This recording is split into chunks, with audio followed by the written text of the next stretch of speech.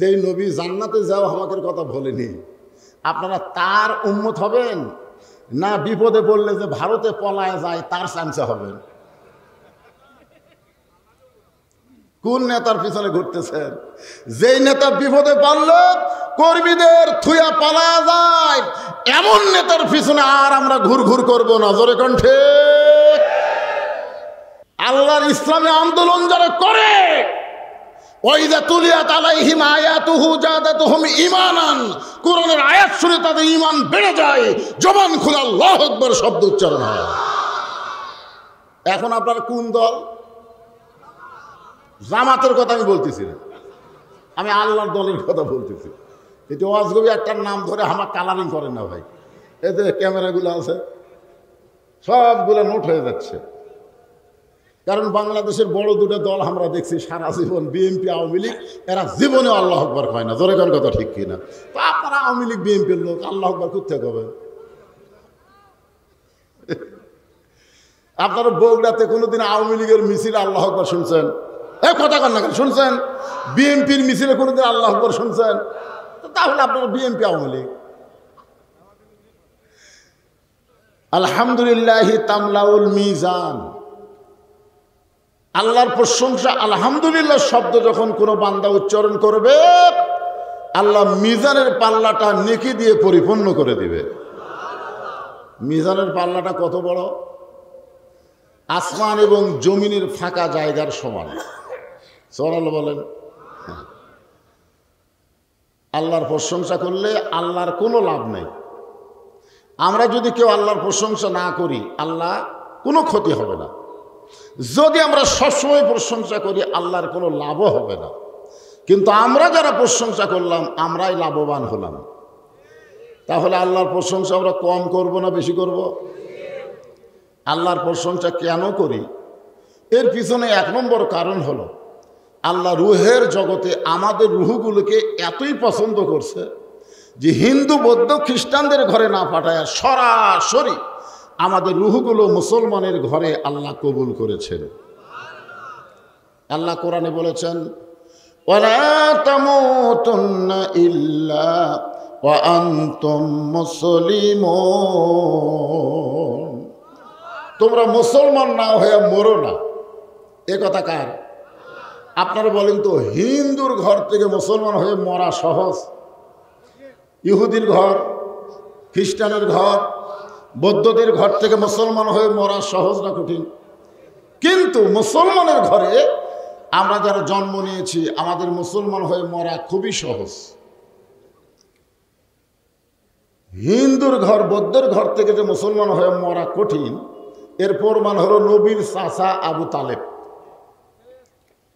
আপনারা বলেন তো, যেই চাচা নবীকে ছোট কাল থেকে বড় পর্যন্ত লালন পালন করেছেন, তার নাম কি? আবু তালেব। হ্যাঁ, আবু তালেব কিন্তু ঈমান নিয়ে মরতে পারেনি, উনি কিন্তু বেঈমান হয়ে মারা গেছেন। নবী যতবার কলেমার দাওয়াত দেওয়ার জন্য বের হয়েছেন, প্রথম নিজের চাচাকে আগে কলেমার দাওয়াত দিয়েছেন। কিন্তু চাচা খালি লব উল্টাই, কলেমা গ্রহণ করে না। চাচা যখন অসুস্থ হয়ে মৃত্যুর বিছানায় পড়ে গেল, আল্লাহ নবী দেখলেন এটা একটা সুযোগ। মানুষ যখন মরবার যায় তখন মানুষের মন মস্তিষ্ক নরম হয়ে যায়। যখন ঠিক কিনা? আল্লাহ রাসূল সুযোগ বুঝে বললেন, চাচা উঠপানি যখন আর পারবেন না, তাহলে একটাবার শুধু বলেন লা ইলাহা ইল্লাল্লাহ মুহাম্মদ রাসূলুল্লাহ, আমি আপনার হাতটা ধরে জান্নাতে পৌঁছে দেব। এত বড় কথা শোনার পরেও চাচা আবু তালেব বললেন, বাজান মরে যখন যাচ্ছি বাপদাদার ধর্ম ছাড়ব না। এখান থেকে প্রমাণ হলো, যে যে ধর্ম পালন করে মনে করে তারটাই আসল। হিন্দুরা মনে করে আমাকেটাই আসল, বৌদ্ধ খ্রিস্টান ইহুদি সবাই মনে করতেছে আমরাই এক নম্বর। আসলে তোমরা তো এক নম্বর বললে হবে না, ধর্মের মালিককে আরো জোরে বলেন, তিনি কোনটারে এক নম্বর করেছে সেটা দেখা লাগবে। আল্লাহ কোরআনে বলেন, ওয়ামাইয়াবতাগি গায়রাল ইসলাম দীনান ফালাই ইউকবালা মিনহু, ইসলাম ছাড়া অন্য কোনো ধর্ম কেউ যদি গ্রহণ করে, আল্লাহ বলেছেন সেইটা কবুল করা হবে না। আল্লাহর কাছে একমাত্র কবুলযোগ্য জীবন ব্যবস্থা ধর্মের নাম কি? সবাই বলা লাগবে। আপনারা কি মুসলমান হয়ে বিপদে পড়ছেন? হ্যাঁ, তাহলে জবান খুলে বলেন সে ধর্মের নাম কি? আর সেই ধর্মের ভিতরেই আল্লাহ আমাদেরকে কবুল করেছে। খুশি না বেজার? তাহলে সকলে আরেকবার বলি আলহামদুলিল্লাহ।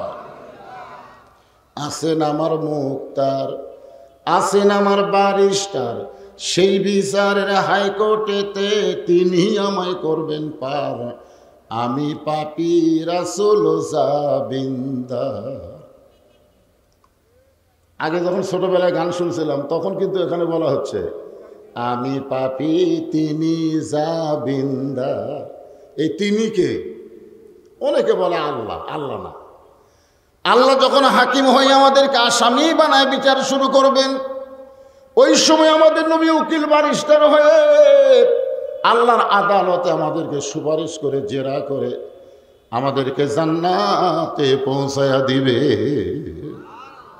এমন একজন নবীর উম্মত হওয়াতে খুশি না বেজার? যেই নবী লাইলাতুল মিরাজে জান্নাতের মধ্যে ঢুকলেন, ফেরেশতা জিবরাইল বললেন ইয়া রাসূলুল্লাহ, আপনি যদি জান্নাত থেকে বের না হন আল্লাহ আপনাকে জান্নাত থেকে বের করে দিবে না। দুনিয়া হলো আপনার কষ্টের জায়গা। যেই বছর রাসূল মেরাজ করেছেন ওই বছরে রাসূলের জীবনে 3টা কষ্ট। কয়টা? ওই বছরে 1 নম্বর কষ্ট হলো চাচা আবু তালেব মারা গেলেন। 2 নম্বর কষ্ট হলো দরদের বিবি খাদিজা মারা গেলেন। 3 নম্বর তায়েফের ময়দানে কলেমার দাওয়াত দিতে গিয়ে রাসূল রক্তাক্ত হলেন। সেই বছরই আল্লাহ তাআলা নবীকে মেরাজ করালেন। 3টা কষ্টের পরে একটা কি? সুখ। তার মানে বোঝা গেল কষ্টের পরে শান্তি আছে না নাই? আপনার মনে করছিলেন হাসিনা সারা জীবন ক্ষমতা থাকবি? কি মনে করছিলেন? আয় হায় রে, যখন হাসিনার পক্ষ থেকে দালালেরা চামচারা বলে 41 সালের আগে আমাদের নাম হয় কি, আল্লাহ কয় 41 সাল লাগবে না, 24 সালের 5ই আগস্ট তোদের পলান লাগবে। ধরে কোন কথা ঠিক কিনা? জান মিছে মায়ায় বন্দি থাইকা করলাম কত খেলা,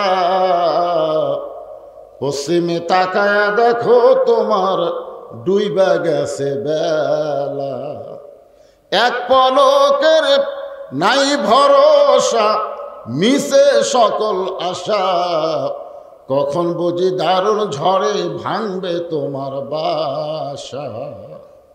ফেরেশতা জিবরাইল বললেন হুজুর আপনি যদি জান্নাত থেকে বাইরে না হন আল্লাহ আপনাকে জান্নাত থেকে বাইরে করে দিবার পারবি না। দিবে না? না পারবি না। কেন পারবে না? কারণ আল্লাহর কথার সাথে কাজের মিল আছে না নাই? আপনার বলেন তো আল্লাহ যে কথা বলেছে সে কথার সাথে কাজের মিল আছে না নাই?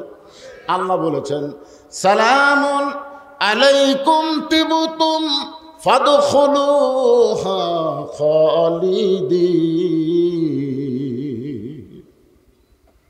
বক্তা যখন বলে আল্লাহু আকবার কোন তখন তাইরা এর এই করা লাগবে।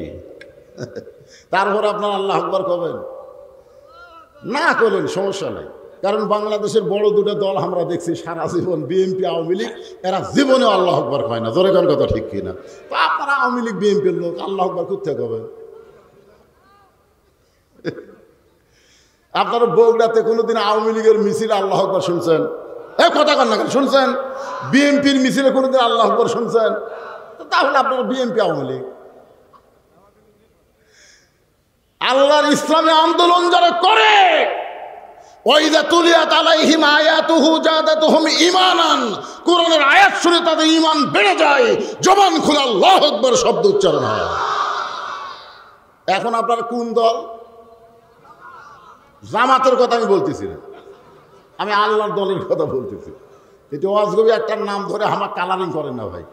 এই যে ক্যামেরাগুলো আছে সবগুলো নোট হয়ে যাচ্ছে। এর আগে তো আমার আগে যে বক্তব্য করলো ওই কোরআন তেলাওয়াত শেষ করতেই তো আপনারা আল্লাহু আকবার 60 করলেন। তা আমাকে আপনাকে চয়েস হচ্ছে না।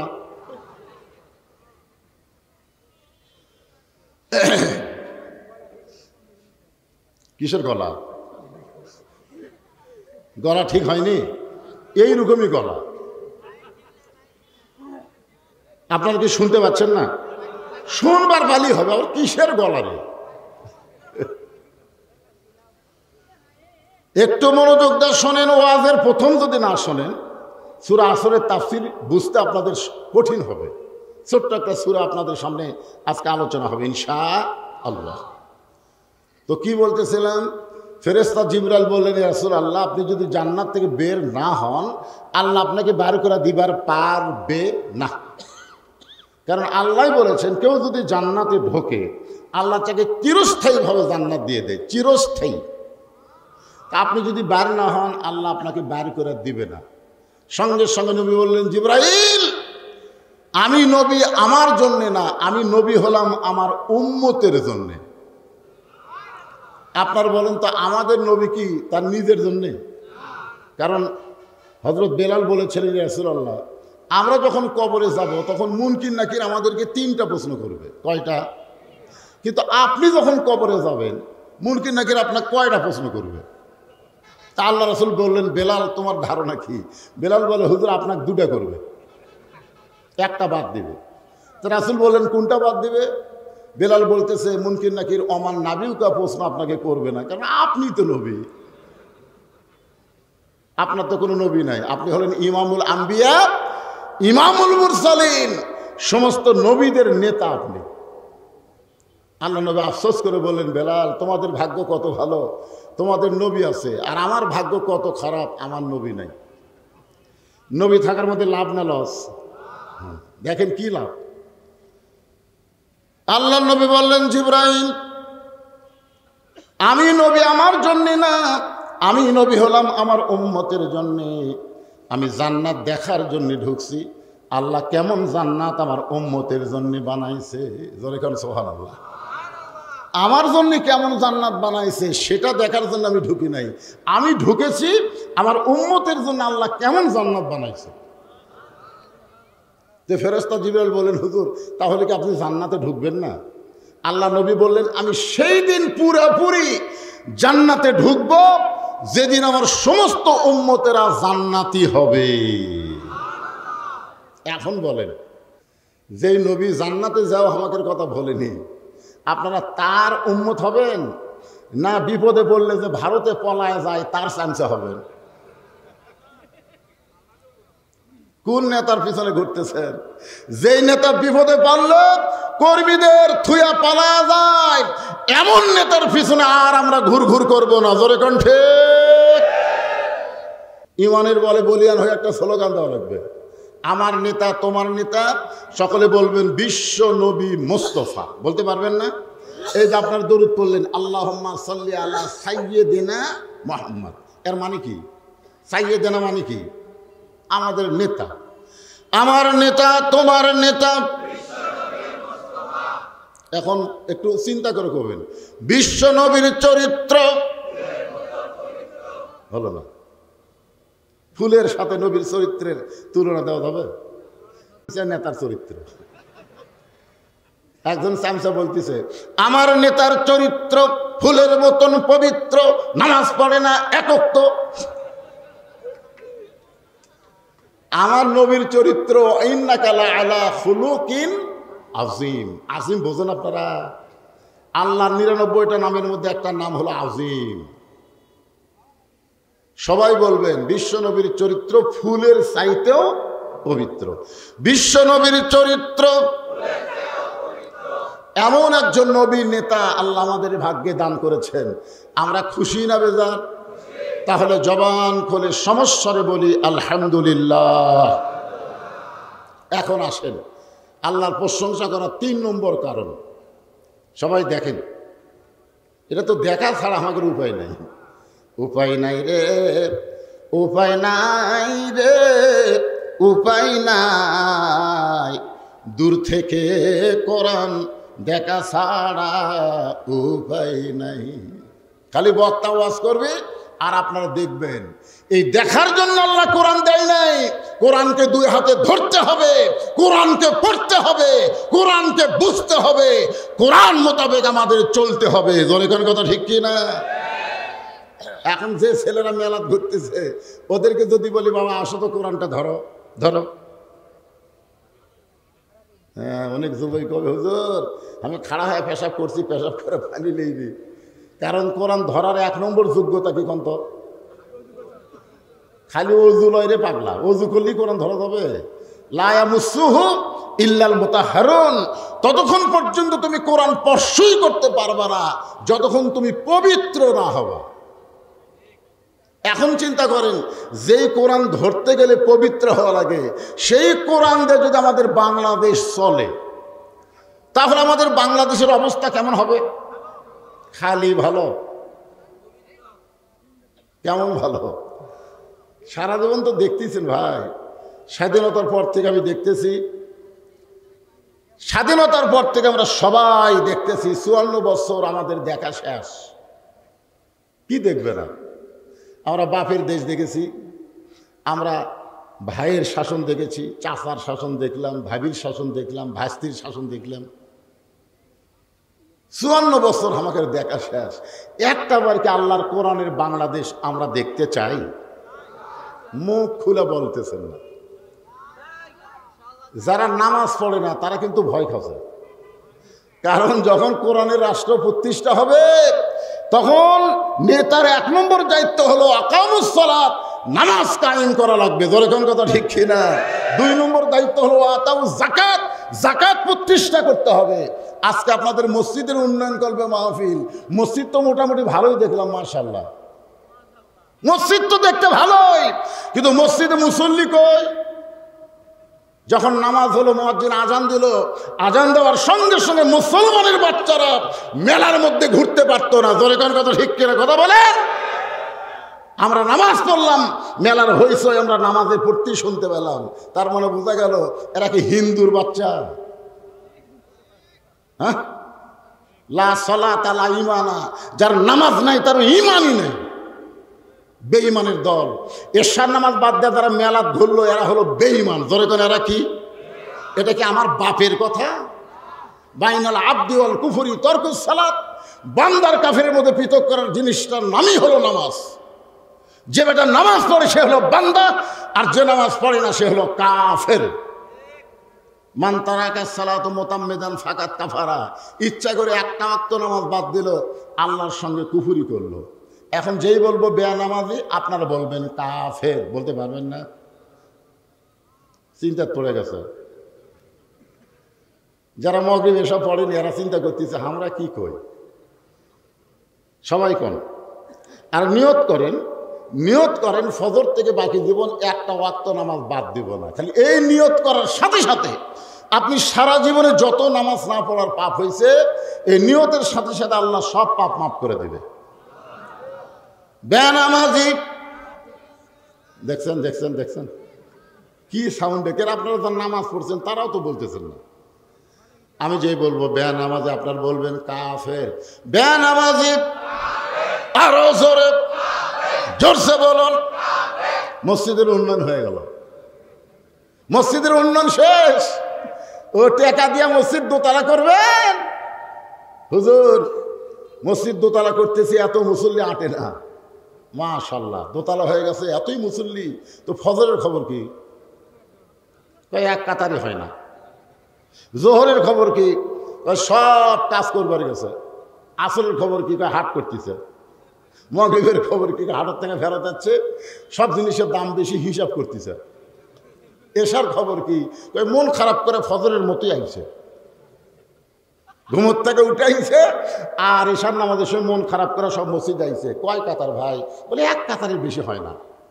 তো মসজিদের ভিতরে কয় কাতার? কয় 9 কাতার। তো 9 কাতারের মধ্যে এক কাতার মুসল্লি হয় না, তাহলে দোতলা করবে কেন? তখন বলে হুজুর ওই যে জুমার দিনে সবার শেষে আসা আগে যায়, ওই শালাকের জন্য দোতলা করা লাগবে। সবার শেষে আসা আগে যায়, এরা কি? এরা মুসল্লি? আল্লাহ বলতেছেন ফাওয়াইলুল লিল মুসল্লি, এরা মুসল্লি নামে ঠাট্টাকারী, আল্লাহর সঙ্গে এরা মশকরা করে। একটু মনোযোগ দিয়ে শুনবেন।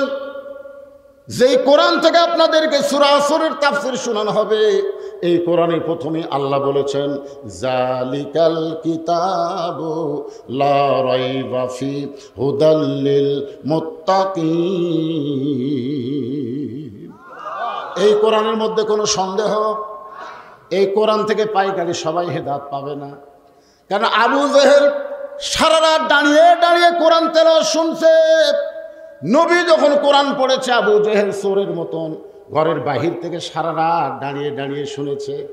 সকালবেলা মিটিংয়ের মধ্যে গিয়ে বলতেছে, এত সুন্দর কোরআনের বাণী, রাতটা কোন দিক দিয়ে গেল আমি বুঝবারই পারিনি।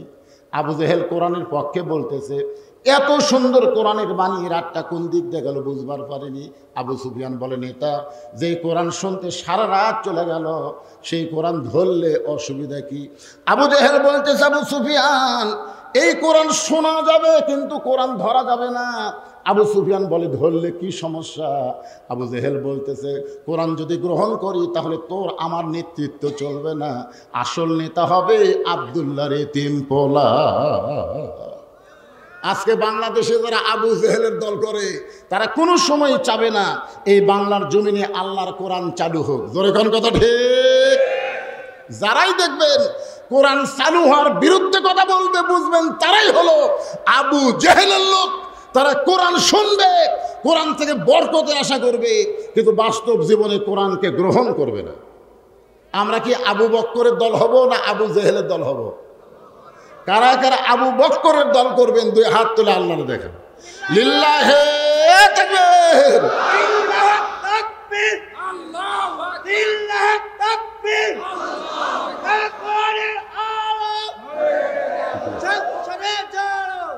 লিল্লাহে তাকবীর। আপনারা কি বুঝতে পারছেন না? এমনি হাত তুলছেন। আবু জেহেলের দল করবেন না আবু বক্করের দল? আবু বক্কর খালি কোরআন শুনছে, বাস্তবে কোরআনকে গ্রহণ করছে। আর আবু জেহেল শোনার দিক দিয়ে 1 নম্বর, কিন্তু মানার দিক দিয়ে কয় নম্বর? আল্লাহ কোরআনে বলেছেন সামিনা ওয়া তাআনা, এটা শোনা লাগবে আগে, তারপরে এটাকে গ্রহণ করতে হবে। তা আমি সূরা আসর আপনাদের সামনে আগে তেলাওয়াত করছি, আর একবার তেলাওয়াত করতেছি। ওয়াল আসর ইন্নাল ইনসানা লাফি খুসর ইল্লাল্লাযীনা আমানু ওয়া আমিলুস সালিহাতি ওয়া তাওয়াসাউ বিল হক ওয়া তাওয়াসাউ বিস সবর। আল্লাহ তাআলা সময়ের কসম করলেন। সময়, বর্তমানে সময় কেমন চলতেছে? খুব ভালো। আপনার এখন ভালো ই কয় খারাপ? আসলে বর্তমানে আওয়ামী লীগের সময় কেমন চলতেছে? কথা কয় না। আওয়ামী লীগের সময় কেমন চলতেছে? ভালো, ভালো। সময় অত্যন্ত গুরুত্বপূর্ণ একটা বিষয়, এই জন্য আল্লাহ তাআলা সময়ের কসম করলেন। আমাকে এক মা এসে বলতে যে, হুজুর আমার সন্তান খালি কান্দে, আপনি একটু ঝাড় ফুঁক দেন তো, কান্দা থামে কিনা। আমি সূরা ফাতিহা পড়ে ফুঁ দিলাম, ওর কান্না আরো বেড়ে গেছে। 2 দিন পরে এসে বলছে যে, হুজুর কি ফুঁ দিলেন, কান্না থামে না তো। আমি তখন আয়াতুল কুরসি 1 গ্লাস পানিতে পড়ে দিলাম, মা এটা 3 বার খাওয়া। ওর মা 3 বার খাওয়ানোর পরে সে বলতে যে, হুজুর দোয়া দরুদের আর বরকত নাই, বর্তমান সময়ে দোয়া দরুদ চলবে না। আমার মনটা খুবই খারাপ হলো, এই সময়ে দোয়া দরুদ আর চলবি না। 1-8 মাস পরে বললাম, মা তোমার সন্তানের কান্নার খবর কি? বলে আর কান্দে না। তো কান্না থামলো খুন ধয়। বলার বাপ একটা মোবাইল কিনে দিয়েছে, যখনই কান্দে তখনই চালু করে দিই। আমার সন্তান মোবাইল ছাড়া ভাত খায় না। ওরে বাবা রে, যেই সময়ে সন্তানের কান্না মোবাইল দিয়ে বন্ধ করে, সন্তানকে মোবাইল চালু করে ভাত খাওয়ায়, এই সময় খুব ভালো। যেই সময়ের যুবকগুলো কোরআনের মাহফিল দিয়ে মেলার মধ্যে ঘোরাফেরা শুরু করলো, এই সময় খুবই ভালো। হ্যাঁ, যখন হবে চামড়া ঢিল, আল্লাহর সাথে দিবে মিল। সারা জীবন ঘুষের চাকরি করছে, তখন তওবা করেনি। যেই চাকরি রিটায়ার করছে, তখন আল্লাহ বলতেছে, আল্লাহ আমি আর ঘুষ খাবো না, আল্লাহ আমি আর ঘুষ খাবো না। 2 কান্দের ফেরেশতা বলে, আল্লাহ এই শয়তানের কান্দ থাকবো না। আল্লাহ বলে কেন? যখন ঘুষের চাকরি ছিল তখন তওবা করেনি, আর শালার চাকরি গেছে তওবা করতেছে। তার মানে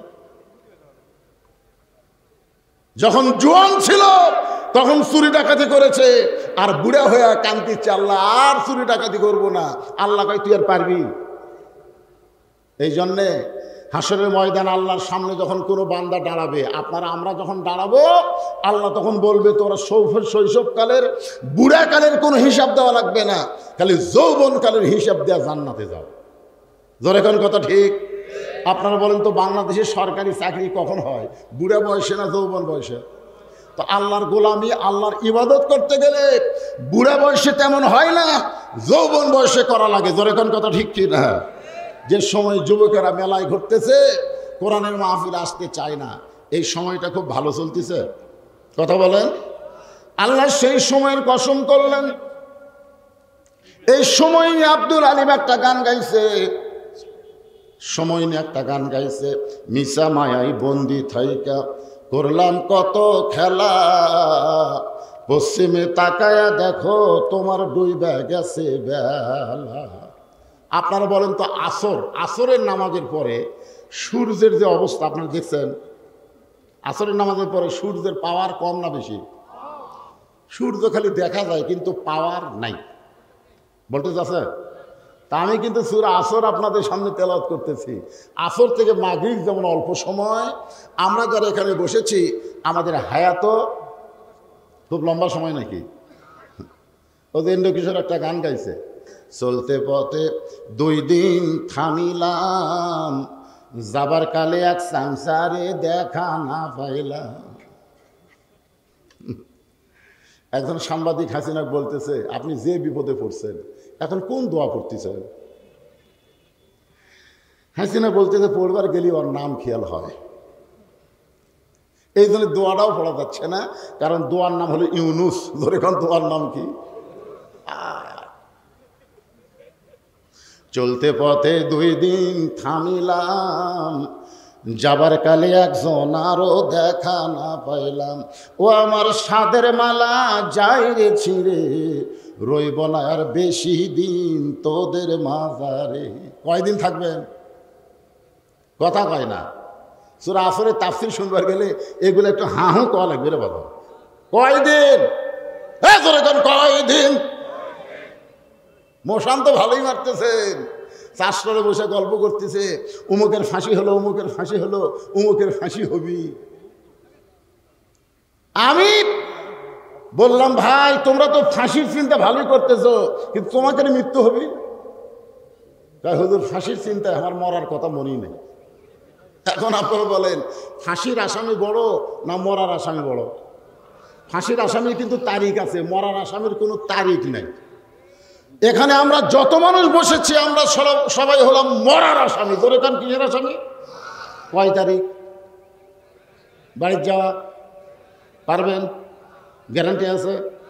একজন জুয়ান তাগড়া ছেলে বলেন, হুজুর আমি বাড়ি যাবই, বলেন। তাহলে আপনার বাড়ি যাওয়াই যদি গ্যারান্টি না থাকে, আপনি পাগলের মতো এভাবে রাস্তায় কেন ঘুরতেছেন? কি জন্য ঘুরতেছেন? আপনাকে বলতেছি না, আপনাকে মাধ্যমে অ্যাঙ্গেলে ওদেরকে বলতেছি। কথাটা বুঝতেছেন? হ্যাঁ আসেন। তোমরা আবার খাড়া হয়ে থাকলে কেন? বসার চান্স নাই? ভাগ্য লাগবে রে, ভাগ্য লাগবে। এই কোরআনের মাহফিলে বসাটা হলো ভাগ্যের ব্যাপার। ধরে কোন ঠিক কিনা? ভাগ্যের ব্যাপার। আবু জেহেল খাড়া হয়ে থেকে কোরআন শুনছে, খাড়া হওয়া ওর বসার ভাগ্য হয়নি। আর আবু বক্কর সামনে বসে থেকে শুনছে, আবু বক্কর সামনে বসে থেকে শুনছে, আর আবু জেহেল চোরের মতন খাড়া হয়ে শুনছে। বসে না কেন? বসে না কেন? আমি কি ঢাকার থেকে ওয়াজ করে পাচ্ছি? ঢাকার থেকে আপনারাও বগুড়ার সওয়াল, আমিও বগুড়ার সওয়াল, ফাটাফাটি ওয়াজ হবে। জোরে করে কথা ঠিক কিনা? হ্যাঁ বসেন। সূরা আসর খুব খেয়াল করে শুনবেন। ইন্নাল ইনসানা লাফি খুসর। ইন্না মানে নিশ্চয়, ইনসান মানে মানুষ, লাফি মানে ভিতরে, খুসরুন মানে ক্ষতি। একত্রে অর্থ হবে নিশ্চয় মানুষগুলো ক্ষতির ভিতরে। মানুষ তৈরি করছে কে? আরো জোরে। শুধু তৈরি করছে না আদর করে? তাহলে আমার সঙ্গে বলেন, আদর করে মানুষ আল্লাহ বানায়া কেমনে দিবেন ক্ষতির মধ্যে ফেলিয়া। এই মানুষ কিন্তু উভয় লিঙ্গ নাকি? এই মানুষের মধ্যে মেয়ে মানুষ পুরুষ মানুষ, তার মেয়ে মানুষ পুরুষ মানুষ, আর একটা মানুষ আছে কি? আচ্ছা, আপনাকে এলাকার মেয়ে মানুষ মরে গেলে কয় কাপড় দেয়? আচ্ছা, মেয়ে মানুষ কয় কাপড় দেয়? পিছন থেকে একটা 3 কাপড়ের কথা কয় দেয়। মেয়ে মানুষ মারা গেলে কয় কাপড়? পুরুষ মানুষ মারা গেলে কয় কাপড়? হিজড়া বললে কয় কাপড়? আপনাকে এলাকাত মনে হয় কোনো হিজড়া মরেনি? মরছে?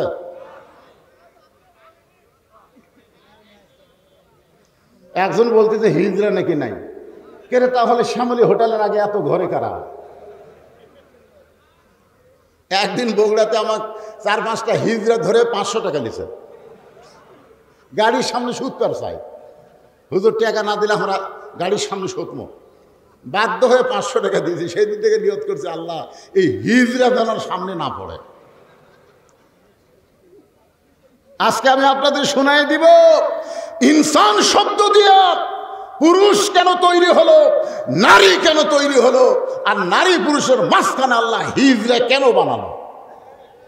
কারণ হিজড়া যারা দুনিয়াতে আছে এদের উপরেও শান্তি নাই, তলেও শান্তি নাই।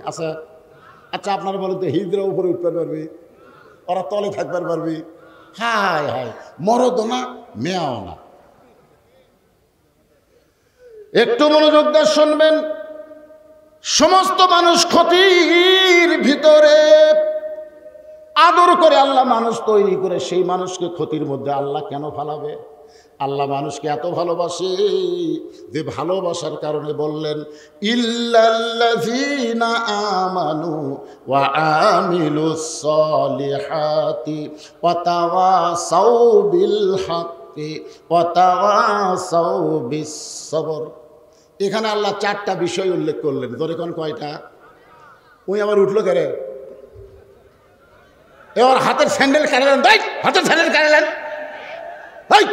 স্যান্ডেল মাথার উপর দিয়ে যাচ্ছে, আপনাকে মাথার দাম নেই।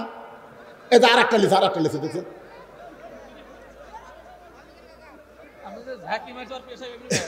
কেউ যদি এখন থেকে উঠবার চায়, আপনারা বলবেন স্যান্ডেল থুয়া যায়, কারণ পায়ের স্যান্ডেল মাথার উপর দিয়ে নিয়ে যাবার দেবো না। জোরে কোন কথা ঠিক কথা বলেন।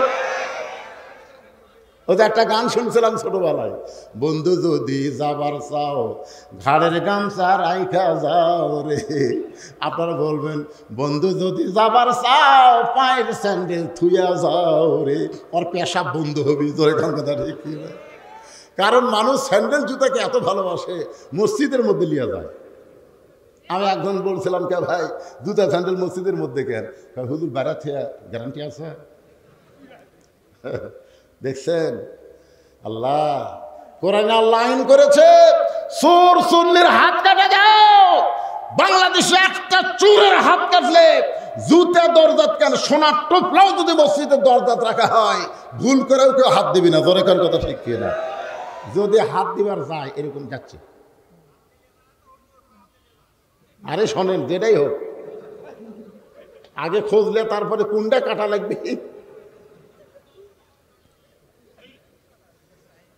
বিবেক সাইজ হয়ে যাবে। যাই হোক, ওগুলো আলোচনায় পরে আসতেছি। কাটাকাটির আলোচনা এখন নয়, এখন সাটাসাটি। 1 নম্বর হলো ঈমান। কুড় যাবো কি সিজার করা? সিজার করা না, এমনি সিজার করা থাকবে না। সিজার করা হলো দিয়ে পাঠান, কারণ সিজার করা বাচ্চারা অস্থির। আমরা এনালোক, আমরা কিন্তু সিজার করা না। আমরা একটা নির্দিষ্ট সময় দুনিয়াতে যাচ্ছি। ধরে কোন কথা ঠিক, নির্দিষ্ট সময় যখন মায়ের পেটে থাকার আর সম্ভাবনা নাই, তখন আমরা দুনিয়াতে আইছি। আর সময় নাই রে, বের হ। আর এই সিজার করাগুলা নির্দিষ্ট সময় আসেনি ভাই, আগেই পেট কেটে থাকি, ঘুমের মধ্যে আছে। ডাক্তাররা কয় কারে এর তো ঘুমই ভাঙ্গেনি, কি করি? তখন এক ডাক্তার কয় বাড়ি করে পাও ধরে ঘুরে নি দেন। তখন এরকম পাও ধরে একটা ঘুরেন দেয়, ওর ঘুম ভাঙে। এই যে মাথার ঝাঁকি খায়, এই ঝাঁকিওয়ালা সন্তানেরা বেশিক্ষণ এক জায়গায় থাকা পারে না, এই সিজার করা।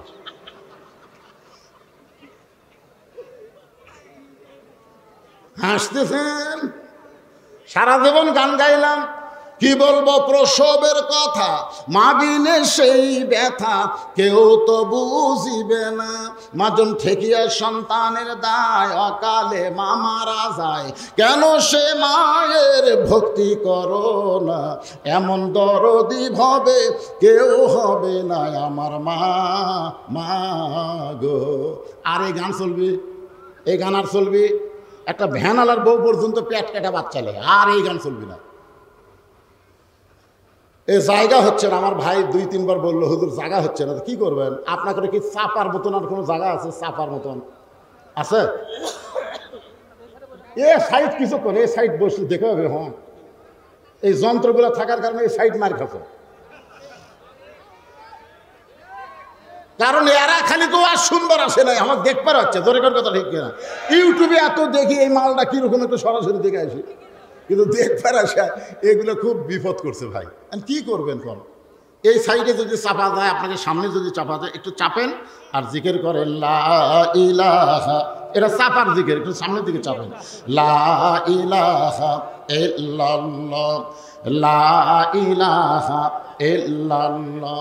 হ্যাঁ, সামনের দিকে চাপেন আর জিকির করেন লা ইলাহা, লা ইলাহা ইল্লাল্লাহু মুহাম্মাদুর রাসূলুল্লাহ।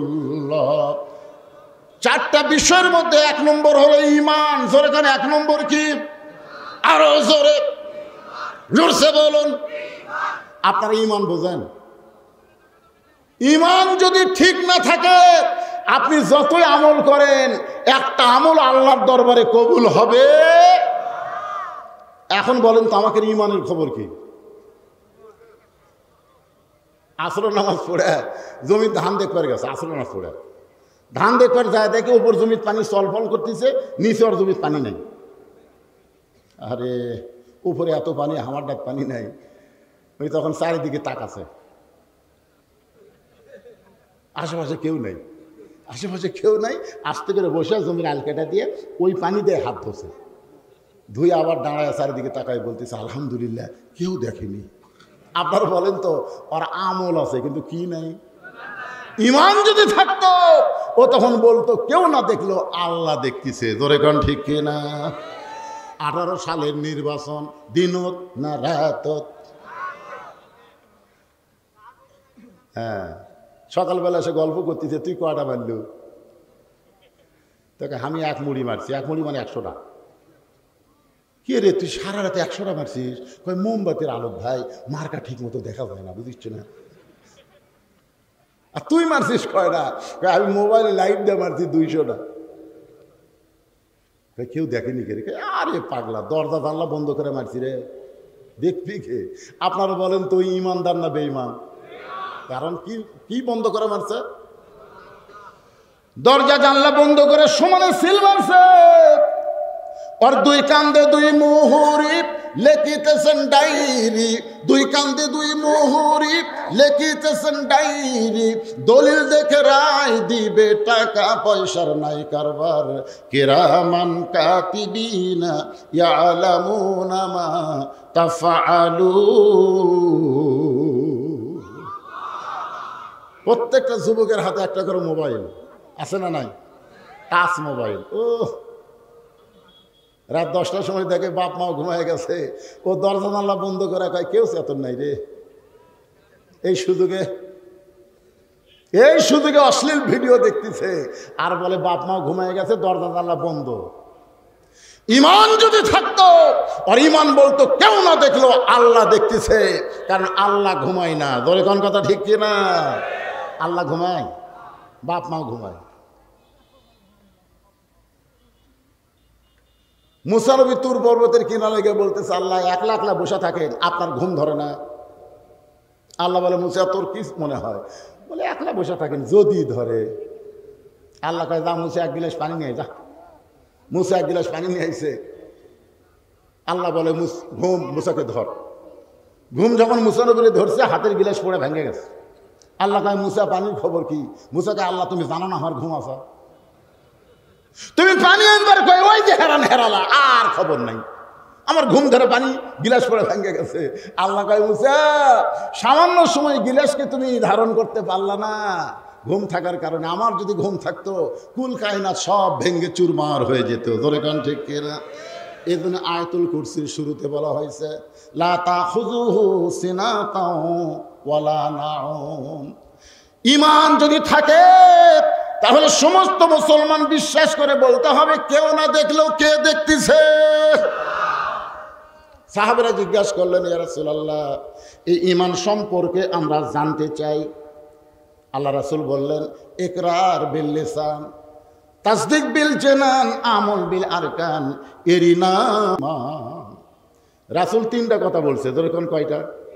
এক নম্বর খেয়াল করেন, ইকরার বিল লিসান, জবানে বলতে হবে লা ইলাহা ইল্লাল্লাহ, লা ইলাহা ইল্লাল্লাহ। একটু ঝাঁকি দেখুন, লা ইলাহা ইল্লাল্লাহ, লা ইলাহা ইল্লাল্লাহ। এটা হলো জবানে স্বীকার করা।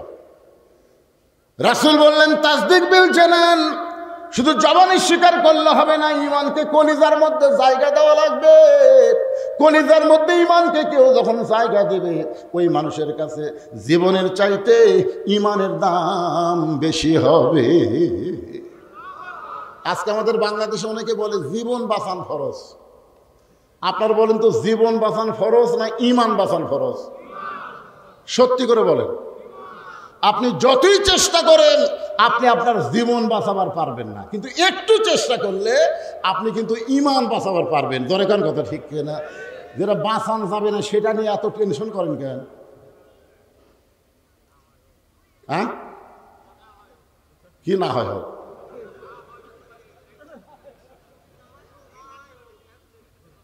দরকার হলে জীবন দিব, কিন্তু বাতিলের সঙ্গে কোনো আপোষ করব না। জোরে কোন ঠিক? উকিল বলতেছে মতিউর রহমান নিজামীর নাম শুনছেন? ওনাকে বলতেছে, ভাই আপনার তো ফাঁসি কার্যকর হবে, আপনি একটা কাম করেন, রাষ্ট্রপতির কাছে বাঁচার দরখাস্ত লেখেন। রাষ্ট্রপতি যদি আপনাকে মাফ করে দেয় আপনার আর ফাঁসি হবে না। মতিউর রহমান নিজামী মুস্কি মুস্কি হাসতেছে।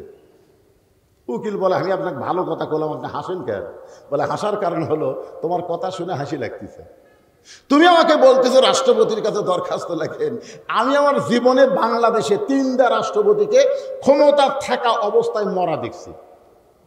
যার কাছে জীবন ভিক্ষা নিবার বলতেছো এরকম 3 জন। তোর এখন কয়জন? একটা হলো মুজিবুর রহমান, জিয়াউর রহমান, জিল্লুর রহমান। সব কয়টার পিছনে রহমান আছে। ধরে কোন ঠিক না? একটা হলো মুজিবুর, আর একটা কি জিয়াউর রহমান, জিল্লুর রহমান। এই 3 জন রহমান ক্ষমতায় থাকা অবস্থায় মারা গেছে। যে প্রেসিডেন্ট ক্ষমতায় থাকা অবস্থায় মরে, কোন ইমানদার তার কাছে বাঁচার দরখাস্ত লিখবে? যারা নিজেরাই মরে যায় তারা আমার কি বাঁচাবে? উকিল বলতেছে এই কারণেই আপনার ফাঁসি হবে। মতিউর রহমান নিজামী বলতেছে ফাঁসি হবে কিন্তু আমার মৃত্যু হবে না। উকিল বলে আপনি কি পাগল হলেন? ফাঁসি হবে মৃত্যু হবে না। তখন বলতেছে আমার ঈমান বলতেছে ওয়ালা তাকুলু লিমান ইউকতালু ফি সাবিলিল্লাহি আমওয়াতুন বাল আহইয়াউ ওয়ালাকিন লা তাশউরুন। আল্লাহ রাস্তায় যাদেরকে হত্যা করা হয়, আল্লাহ রাস্তায় যাদেরকে ফাঁসি দেওয়া হয়, তাদেরকে তোমরা মৃত্যু বলো না। এই কথা কার? আরো জোরে বলেন কার? বিশ্বাস হয়? আমাকে এক ভাই, তার ছেলে হয়েছে গ্রাম সম্পর্কে, ভাই করে ডাকে, হুজুর আমার একটা ছেলে হয়েছে, কি নাম রাখবো? আপনি আলেম মানুষ, একটা ভালো নাম কন্ত। তাই বললাম এই সময় একটা ভালো নামের খবর আমার কাছে আছে, তোমার ছেলের নাম রাখো আবু সাইদ। কি সাইদ? রংপুর আর মফিজ নাই রে পাগলা, রংপুর আর মফিজ নাই রে। সর্বপ্রথম এই ফ্যাসিস্ট সরকারের বিরুদ্ধে যে জীবন দিয়েছে তার নাম কি? আমার ভাই আমারে বলল হুজুর আসলে খুব ভালো নাম, আমার খেয়াল হয়েছিল না। আজ থেকে আমার ছেলের নাম রাখবো আবু সাইদ। এখন সবাই ডাকে আবু সাইদের বাপ, আবু সাইদের মা। আপনার বলেন তো আবু সাইদ কি মরছে? একটা মরিছে। এই বছর যত ছেলে জন্ম নিয়েছে অধিকাংশের নামই হলো আবু সাইদ। আমার এক খালাতো বোনের মেয়ে হয়েছে। খালা আমারে কয়, বাজান তোমার তো বোনের একটা মেয়ে হলো, একটা ভালো নাম রাখো তো, তুমি আলেম মানুষ। আমি বললাম, খালা একটা নাম আমি বলে তো আপনার পছন্দ হয় কিনা? খালা বলে, কি নাম? আমি বললাম, হাসিনা। হাসিনা, ওরে বাবা। খালা কয়, এই হুজুর তুই আলেম না জালেম? আমি বললাম, খালা এত রাগ করছেন কেন? তুই জানিস না হাসিনা একটা খুনি? এই খুনির নাম আমি আমার নাতির নাম রাখবো না। ওরে বাবা রে। তখন আমি বললাম, আবু সাইদ মরে নাই, আবু সাইদ মানুষের অন্তরে, জোরে কোন ঠিক কি না? আর হাসিনার নাম ওরাও পৌঁছে গেছে, কেউ তার নাম রাখতে চাচ্ছে না। এখন আপনারা বলেন, আল্লাহ রাস্তায় যাদেরকে হত্যা করা হয় আল্লাহর কোরআন অনুযায়ী তারা কি মরে? আল্লাহ বলতেছেন তারা জীবিত। তাসদিক বিল জানান, কলিজার মধ্যে যখন ঈমান থাকবে ওই ব্যক্তি দরকার হলে মৃত্যুবরণ করবে, কিন্তু বাতিলের সঙ্গে আপোষ করবে না। তার কাছে জীবনের চাইতে ঈমানের দাম অনেক বেশি হবে। আপনাদের কাছে জীবনের চাইতে ঈমানের দাম বেশি মনে হয়, এরকম কারা কারা আছেন? একটু হাত তোলে আল্লাহকে দেখান তো দেখি। এ ভাই, এই খালি খালি হাত তোলেন না, একটু বুঝে শোনা তোলেন তো। এই দেখেন, মুরব্বী তোলেনি, মুরব্বী তোলেনি। আপনারা না বুঝাই তুললেন, মুরব্বী বুঝাই তোলেনি।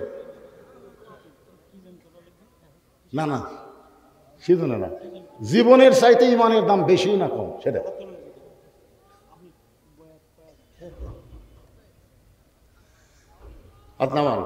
আল্লাহ, আমি আপনি যতই চেষ্টা করি জীবন বাঁচাবার পারবো না। মাইকেল জ্যাকসন জীবন বাঁচানোর জন্য 10টা বিশেষজ্ঞ ডাক্তার সেট করছিল। 150 বছর বাঁচছি। কয় বছর? 49 বছরই মরে গেল। কি বুঝলেন? কিন্তু একটু চেষ্টা করেন তাহলে ঈমান রক্ষা পাবে। তাসদিক বিল জানানের পরে আমল বিল আরকান, ঈমান অনুযায়ী আমল করা লাগবে, ঈমান অনুযায়ী আমল করা লাগবে। আপনার ঈমান কি চায় সেই অনুযায়ী আমল করবেন। আপনাদের কাছে আমার প্রশ্ন হলো, সূরা আসরের 2 নম্বর বিষয় হলো ওয়া আমিলুস সালিহাত। সব আমল করলে হবে না, নেক আমল করা লাগবে। আর নেক আমল করতে গেলে সুন্দর একটা পরিবেশ লাগবে। সব পরিবেশে নেক আমল হয় না। বর্তমান যেই পরিবেশে বাংলাদেশে চলতেছে, বাবা নামাজ পড়ে কিন্তু বেটা নামাজ পড়ে না। জোরে কোন কথা ঠিক কি না? পড়ে। বাবা নামাজ পড়ে, ফজরের নামাজ বাবা চেতন পায়, ছেলে চেতন পায় না। কারণ ছেলে 3টা পর্যন্ত আর্জেন্টিনার খেলা দেখছে, মেসি কিভাবে গোল করছে সব খবর ওর জানা আছে। কিন্তু আসসালাতু খায়রুম মিনান নাওম ছেলে শুনবার পায় না। কারণ 3টা পর্যন্ত চেতন থেকে যখন ঘুমায় যায়, ফজর আজান যখন কানের মধ্যে আসে ওর বিরক্ত লাগে। ও ল্যাপ টান দিয়ে মাথার উপরে রাখছে, পা এখন বার হয়ে থাকবে, পাও টানা বুকের কাছে নিয়ে আইছে। বাবা যাওয়ার সময় জানলা দিয়ে দেখে ঘরের মধ্যে বেটা নাই, মনে হয় ল্যাপের তলে চাউলের বস্তা লুকিয়ে থছে। আপনারা বলেন তো, ল্যাপের তলে কি? চাউলের বস্তা। মানে মাথাও নাই, পাও নেই। বাবা আস্তে করে এসে ল্যাপের কোনা টান দিয়ে দেখে, ওরে বাবা রে, ছেলের সাইজ ল্যাপের ভিতর, আর সকালবেলা সাইড ঠিবে কুত্তার সাইজ, একই সাইজ। আপনার সকালবেলা সাইড ঠিবে শীতের দিন কুত্তা দেখছেন, আর আগা মাথা বোঝা যায়। এমন জিলাপির পেঁয়াজের বোতল শুয়ে থাকে।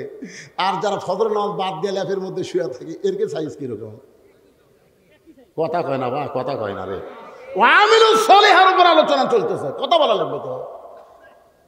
নেক আমল করবার গেলে 1 নম্বর নেক আমল হলো নামাজ।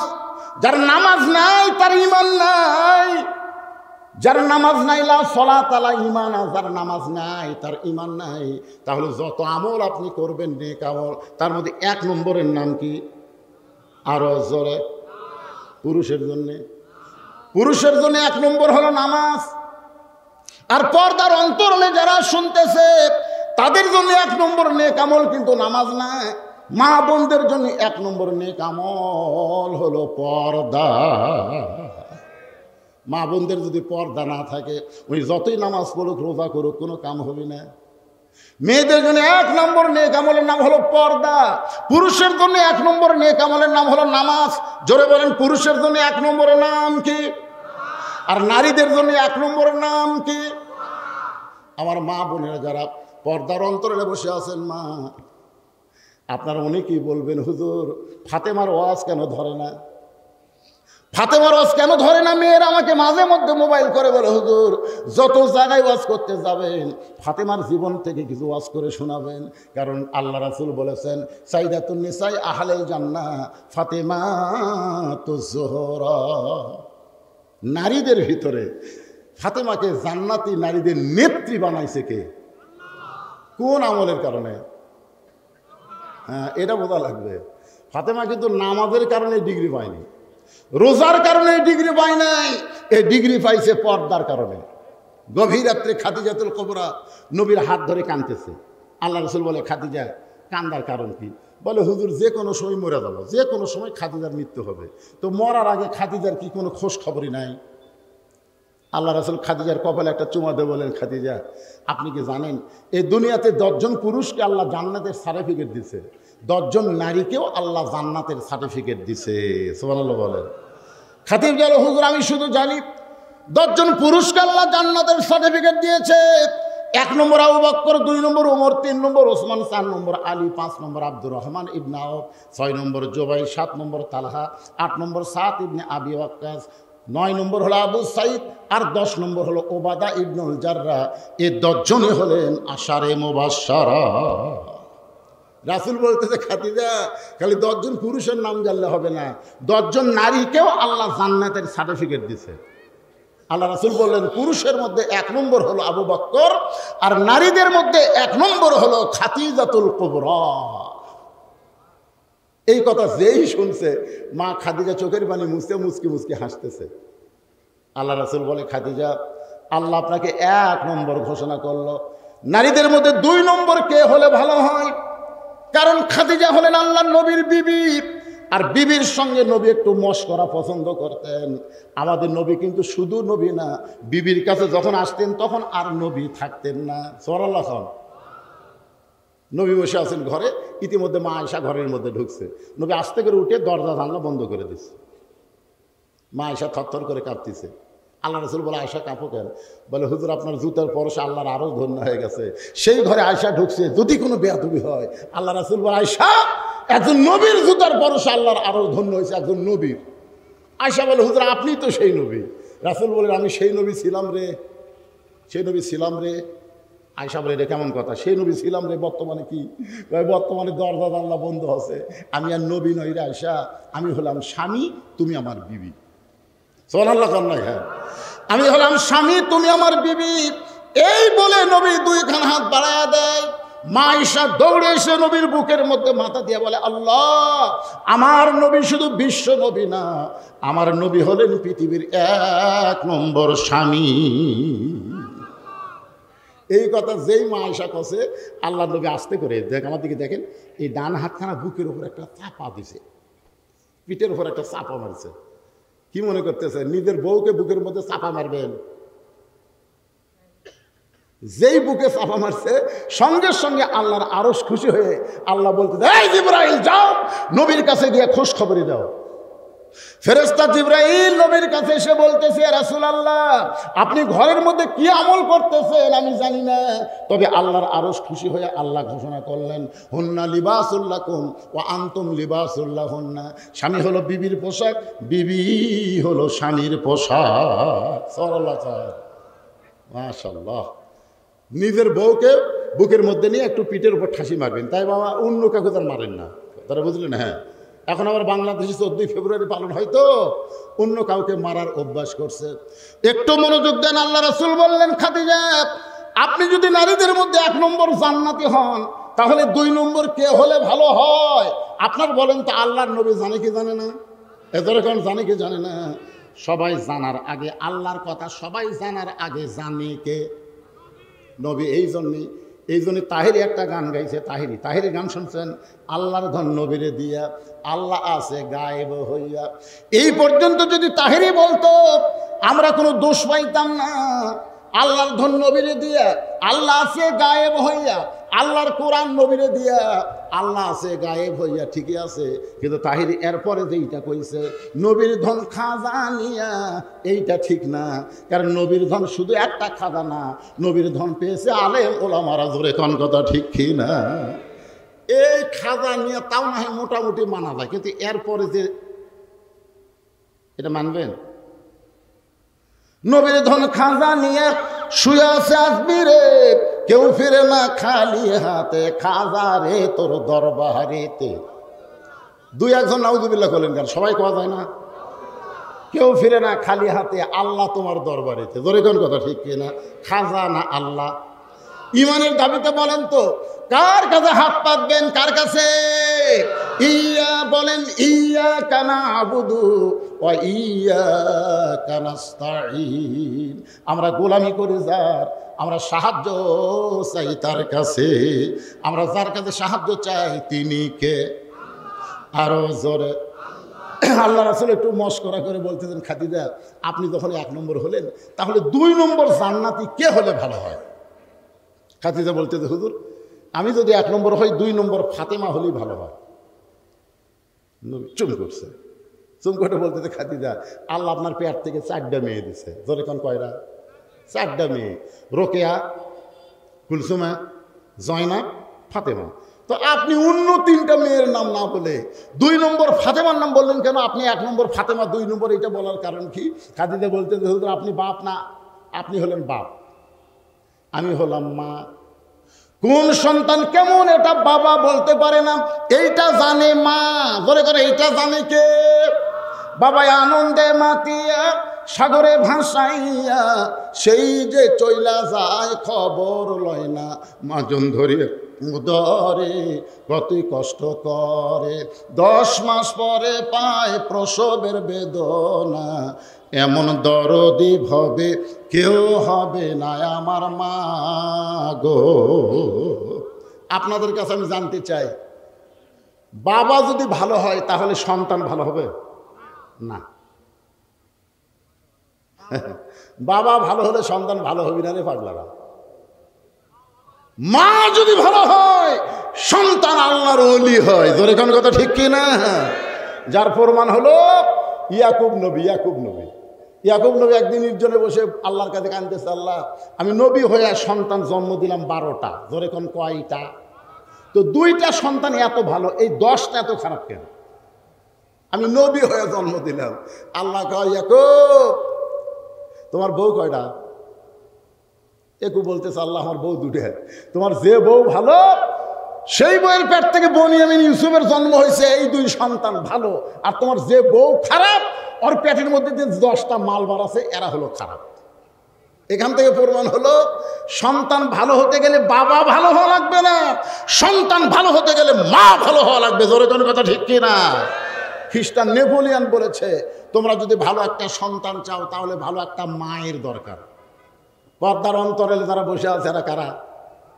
এই মায়েদের জন্য একটু ওয়াজ করতেছি, কি মন খারাপ হচ্ছে? একটু মনোযোগ দিবেন। আল্লাহ নবী বললেন, খাদিজা আপনি কি বুঝাবার চাচ্ছেন? খাদিজা বলতেছে, ইয়া রাসূলুল্লাহ আমার 3টা মেয়ে যখন জন্ম নিয়েছে পরপর আমি প্রসব বেদনা পাইছি, কিন্তু আমার ফাতেমা যখন জন্ম নিয়েছে, ওই আল্লাহর শপথ করে বলতেছি আমি খাদিজার কোনো প্রসব বেদনা হয়নি। ওগো আল্লাহর নবী, আমি 3টা মেয়ের দিকে তাকায় দেখছি, এদের মধ্যে দুনিয়ার চিন্তা ভাবনা আছে, কিন্তু ফাতেমার দিকে যখন তাকায় দেখি, ফাতেমা মনে হয় দুনিয়াকে একেবারে ভিতরে হজম করে আমার আল্লাহর মহব্বতের পাগলি হয়ে গেছে। জোরে কান সুবহানাল্লাহ। ওগো আল্লাহর নবী, এই ফাতেমা যখন জন্ম নিয়েছে, আমি খাদিজা তার দিকে তাকায় দেখি, তার 2টা হাত ইজ্জতের উপরে। আমি মা হইয়াও ফাতেমার ইজ্জত দেখতে পাইনি। যে মেয়েটা আমার জন্মসূত্রে পর্দা নিয়ে জন্ম নিয়েছে, সেই মেয়েটাকে আল্লাহ যেন জান্নাতের 2 নম্বর ঘোষণা করে। আল্লাহ নবী বললেন, খাদিজা ফাতেমা জান্নাতি নয়, ফাতেমা জান্নাতি নয়। খাদিজা দৌড়ে এসে নবীর মুখ চেপে ধরে বলি, ইয়া রাসূলুল্লাহ আপনি এমন কথা কেমনে বলতেছেন? ফাতেমা জান্নাতি নয়, তাহলে ফাতেমা কি? রাসূল বললেন, ফাতেমা হলো জান্নাতি নারীদের নেত্রী। মানে ফাতেমা কোনো নম্বরের মধ্যে নেই, ফাতেমা কোনো 1-2 মধ্যে নেই। ফাতেমা কার মধ্যে আছে? জান্নাতের নারীদের নেত্রী। খাদিজা বলছে যে হুজুর তাহলে তো এই জায়গা আমারও খাওয়া নাই, আমি হলাম 1 নম্বর, আর ফাতেমা যদি জান্নাতের নারীদের নেত্রী হয় তাহলে আমি মা হইয়া লাভ কোথায়? আল্লাহ রাসূল বলতেছে খাদিজা মন খারাপ। খাদিজা বলতেছে হুজুর আপনি আর আমি ছাড়া কেউ জানে না, আপনি আর আমি ছাড়া কেউ জানে না, আপনি একটু পাল্টা দেন হুজুর। আমাকে বানানো জান্নাতি নারীদের নেত্রী আর ফাতেমা কোন 1 নম্বর জান্নাতি। আল্লাহ রাসূল বলতেছে খাদিজা এইরকম মনে হওয়ার কারণ কি? খাদিজা বলতে আপনি জানেন না আমরা মেয়ে মানুষ, মেয়ে মানুষের স্বভাব হলো কোনোদিন কাউকে উপরে থাকতে দেয় না, সবসময় উপরে থাকতে চায়। জোরে কোন কথা ঠিক কি না? দেখবেন বেটার বউ যখন বাড়িতে আছে তখন শাশুড়ির মাতব্বরি আর চলে না। বেটার বউকে আমি হব প্রধানমন্ত্রী, শাশুড়ি আমার অধীনস্থ থাকবে। আর শাশুড়ি কি কয়, এই 2 দিনকার বেটার বউ তুই আমার নিচে থাক। মেয়ে মানুষের মধ্যে এরকম উপরে থাকার একটা কি চিন্তা ভাবনা আছে না নাই? জোরে কোন আছে না নাই? যেটা আমাদের বাংলাদেশে আমরা দেখছি, একজন অসুস্থ হয়ে মরবার চায়, তার কাছে যদি অনুমতি চাওয়া হয় বিদেশে ডাক্তার দেখাবো, কয় না আইনে বাধা আছে। একটু মনোযোগ দিয়ে শুনবেন, আমি বাংলাদেশের সরকার বাদ দিলাম, আমার বাড়ির কথা বলতেছি, আমার বাড়ির কথা বলতেছি। আল্লাহ আমাকে ছেলে দেয় নাই, আমার মেয়ে আছে, মেয়েরা কিন্তু বাপকে বেশি ভালোবাসে। আমার বড় মেয়ে মাছের তরকারি পাক করে আমার খাবার দিছে, খালি ধারে ঘুরঘুর করে ঘুরতেছে। আমি বুঝবার পারছি মেয়ে কি শুনবার চাই। আমি তখন বললাম মা তুমি যে সুন্দর মাছ পাক করো, বাংলাদেশের বহু জায়গায় ওয়াজ করলাম মা এত সুন্দর পাক কারে হাতে হয় না। মেয়ে তখন আর 1 টুকরা আমাকে দিছে, আব্বু আপনি খান আব্বু। আমি বুঝতে পারছি তারিফ করছি, দেখে আর 1 টুকরা দিছে। তাকে দেখে ওর মাও খালি গাল ফুলে বসে আছে। আমি বললাম কে গো তোমার কি হলো? এখন তাকে মেয়ের বাড়িতে পার হয়ে যান, খালি আপনার মেয়েই পারে, আমি পারি? ওরে বাবা রে, মেয়ের প্রশংসা করলে মা মন ব্যবহার করে, এটাই হলো নারী জাত। জোরে কোন কথা ঠিক কিনা? আল্লাহ রাসূল বলেন খাদিজা আমি হলাম বন্টনকারী, দেওয়ার মালিককে। আল্লাহ ঘোষণা করেছে খাদিজা জান্নাতের 1 নম্বর, আর ফাতেমা হলো জান্নাতি নারীদের নেত্রী। খাদিজা বলে রাসূলুল্লাহ ফাতেমা এমন কি আমল করলো যে আমল করার কারণে আমি খাদিজাকে বাদ দিয়া আল্লাহ ফাতেমাকে জান্নাতি নারীদের নেত্রী বানালো? হুজুর এইটা আপনি যতক্ষণ না বলবেন ততক্ষণ আপনার কাছ থেকে আমি সরব না। কোন আমলের কারণে ফাতেমাকে আল্লাহ খাতুনে জান্নাত ডিগ্রি দিল, এইটা যতক্ষণ না বলবেন ততক্ষণ আমি আপনার কাছ থেকে নড়ব। এই বলে নবীর হাত ধরছেন। হুজুর বলেন হুজুর কোন আমলের কারণে আল্লাহ ফাতেমাকে খাতুনে জান্নাত ডিগ্রি দিল? আমি খাদিজা এটা জানবার চাই। খাদিজা যদি জানবার চাই ফাতেমা কোন আমলের কারণে জান্নাতি নারীদের নেত্রী হয়েছে, তাহলে যে মেয়েরা পর্দার অন্তরালে বসে আছে এদের জানার দরকার আছে না? না, মেয়েরা হয়তো মনে করবে হুজুর সূরা আসরের তাফসীর ধরে আমাদের কথা ভুলে গেছে, এই জন্য ওদেরকে একটু ড্যাশ দিয়ে তুলে দেন, ওরা এখন থাক। আরে ও মা, কোন আমলের কারণে আল্লাহ ফাতেমাকে খাতুনে জান্নাত ডিগ্রি দিল, এটা ফাতেমার মা খাদিজা যদি শুনবার চায় তোমাদেরকে শোনা লাগবেই, কারণ ফাতেমাকে নেত্রী বানায় তার অধীনে আল্লাহ তোমাদেরকে জান্নাত দিবে। জোরে কোন কথা ঠিক কি না? এখন আসেন ওয়া আমিলুস সালিহার পরে সূরা আসরের 3 নম্বর বিষয় হলো ওয়া আমিলুস সালিহার উপর আমি দুইটা আলোচনা করলাম। পুরুষের জন্য 1 নম্বর হলো নামাজ, আর নারীদের জন্য 1 নম্বর কি? এরপরে ওয়াতাওয়াসাউ বিল হক। সূরা আসরের 3 নম্বর বিষয় হলো ওয়াতাওয়াসাউ বিল হক, হক কথা বলতে হবে, হক পথে চলতে হবে। কুল জাল হক ওয়া যাহাকাল বাতিল ইন্নাল বাতিলা কানা যাহুকা। আপনারা যারা মুরব্বী, ছেলে ফেলে বুঝবে না, মুরব্বী যারা আছো আপনারা কি বলতে পারেন আজিজুল হক নামে একজন আলেম ছিল বাংলাদেশে? কি ভাই? আরে আজিজুল হক রে পাগলা, শাইখুল হাদিস আজিজুল হক, যিনি বুখারী শরীফের বাংলা অনুবাদ করেছেন। এই যে বর্তমানে যে মামুনুল হক নাই, মামুনুল হক এরই বাপের নাম। আপনারা বলেন তো আজিজুল হককে এই পতিত সরকার হাসিনা জেলখানা বন্দি করছিল, আপনারা জানেন? আর যে কয়দিন থাকে, একদিন থলেও তো থসে। আচ্ছা আপনারা বলেন তো অপরাধ কি? না আপনার যদি কথা না বলেন তা মোনাজাত করে দেবো।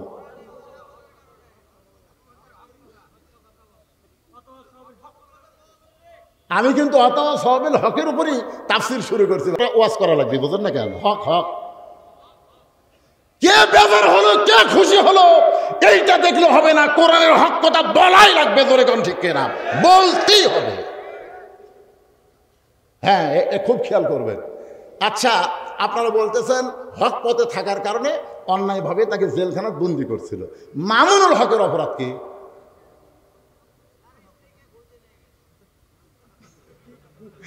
বকলে তো আমরাও ঘুরি রে ভাই, কাবিন কোনোদিন সাথে রাখি না। তোর এখন কথা ঠিক কিনা?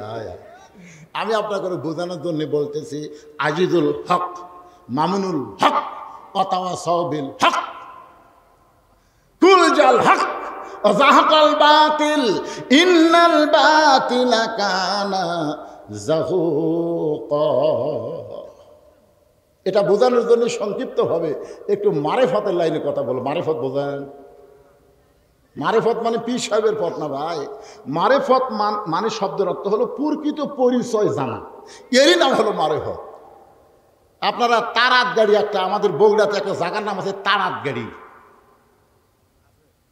তারাত গাড়ির নাম শোনেন না আপনারা? বেয়াত গাড়ির পাশেই তারাত গাড়ি, একে বেয়াত গাড়ির সাথে লাগানো তারাত গাড়ি। ধরে কোন কি গাড়ি? তারাত গাড়ির একটা পাগলা ছিল, নাম হলো হাবো পাগলা। জোরে কোন কি পাগলা? হাবো পাগলা। হাজার হাজার মানুষ খাওয়া দাওয়া করতেছে, হাজার হাজার মানুষ খাওয়া দাওয়া করতেছে, আর ওই পাগলা ওই অনুষ্ঠানে ধার দিয়ে যাচ্ছে। যাওয়ার সময় পাগলা বলছে, মানুষ নাই রে, এ মানুষ নাই রে, মানুষ নাই। তো যারা খাওয়া দাওয়া করতেছে তারা সবাই বলতেছে পাগলে কিনা বলে, ছাগলে কিনা খায়। ওরা খালি সমানে মারতেছে, খাচ্ছে, ওরা ওই পাগলার কথা ধরেনি। কিন্তু এক ব্যক্তি খাতে খাতে চিন্তা করছে, কে মানুষ নাই, তাহলে আমরা কি? ওই আবার এই কথাটা ধরেছে, ওর কাছে কথাটা হক মনে হচ্ছে। বলে কি মনে হচ্ছে? হক। মানুষ নাই রে, মানুষ নাই, তাহলে আমি কি রে?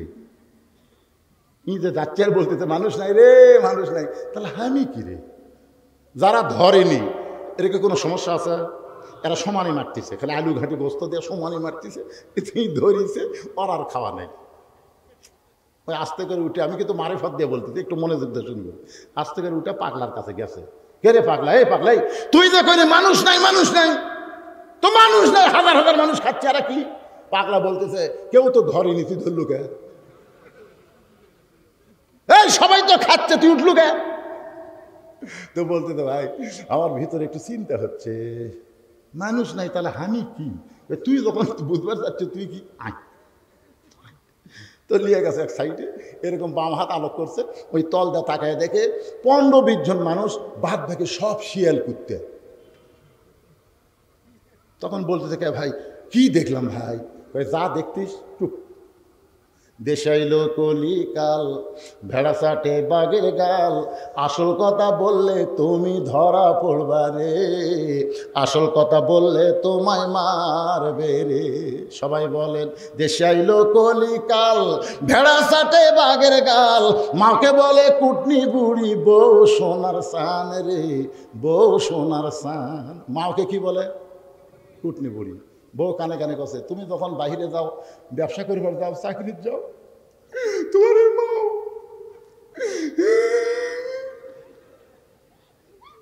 এমন অভিনয়, হাসিনা তোর কি অভিনয় জানে?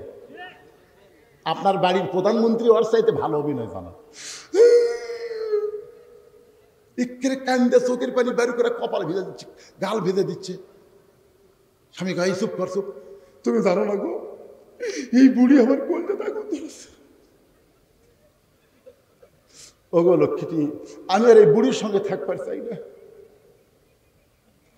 এমন ভাবে বউ কান্দা কান্দা স্বামী রে বইয়ের দিকে আকৃষ্ট করছে, মায়ের উপর ছেলের রাগ হয়ে গেছে। কয়েকদিন পর শাশুড়ি আইছে, শাশুড়ি যেই মাত্র আইছে, এখন বইয়ের সামনে শাশুড়ি বলতেছে, আম্মা আম্মা আমি বাজারে যাচ্ছি, আপনি ডাব খাবেন না গ্লুকোজ খাবেন? বউ বলতেছে, আমার মাও দুটাই খায়। বউ কি বলতেছে? আমার মাও দুটাই খায়। তখন বলতেছে, আম্মার জন্য আমি দুটাই আনবো।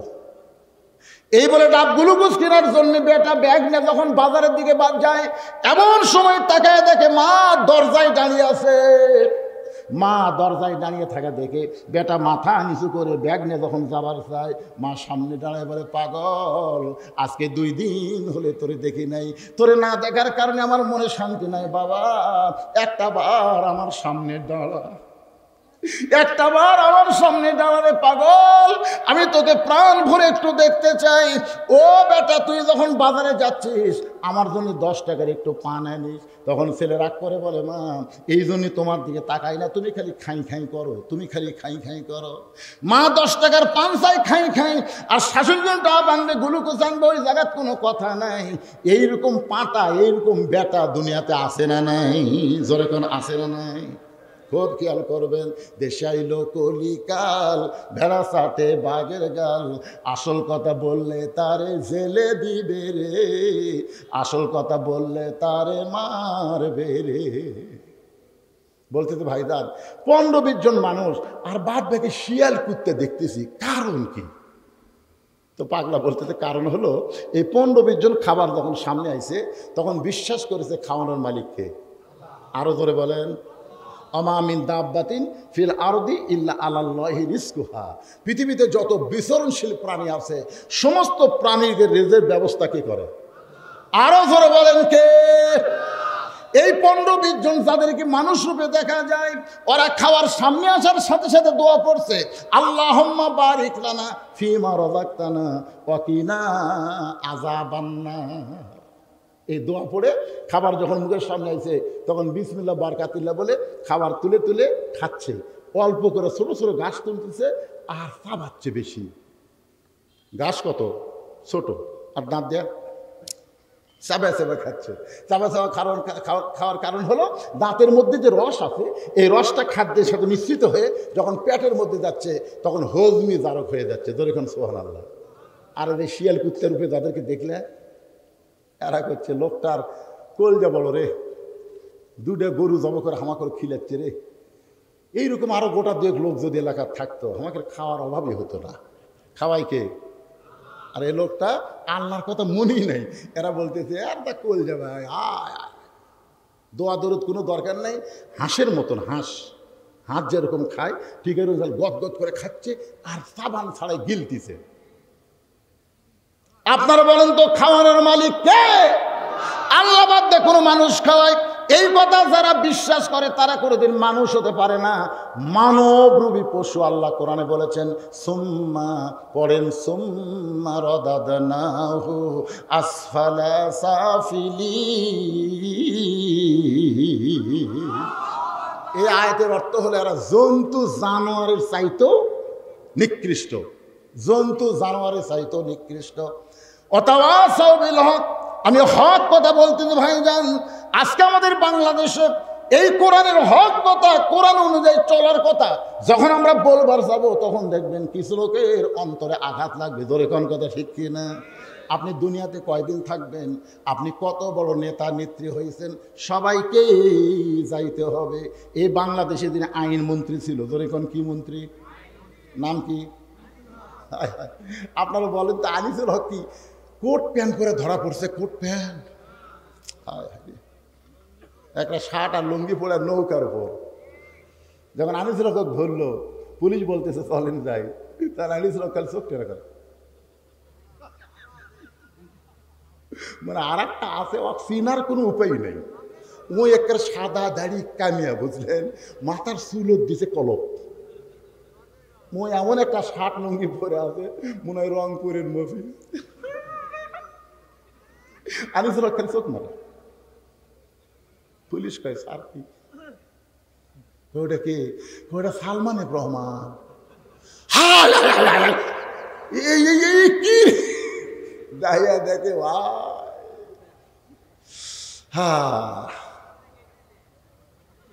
কি বুঝতেছে?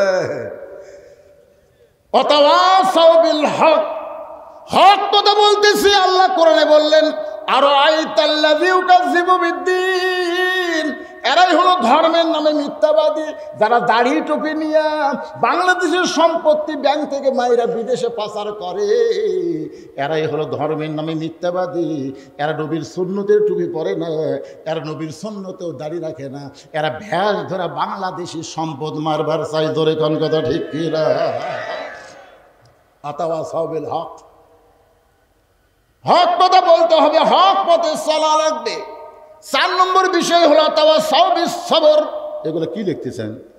ওয়াজ বন্ধ করার বুদ্ধি করতেছেন নাকি?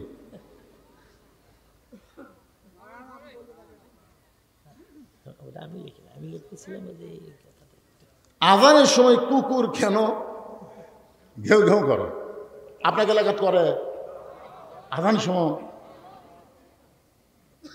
আমার মুয়াজ্জিন সাহেব একদিন আমাকে বলতে, তো হুজুর, এই যে আমি আজান দিবার যাই, এই কুত্তা খালি চারিদিকে দৌড়ে আসে, মানে লোকমা দিবার চাই। এখানে মসজিদের জানলার কাছে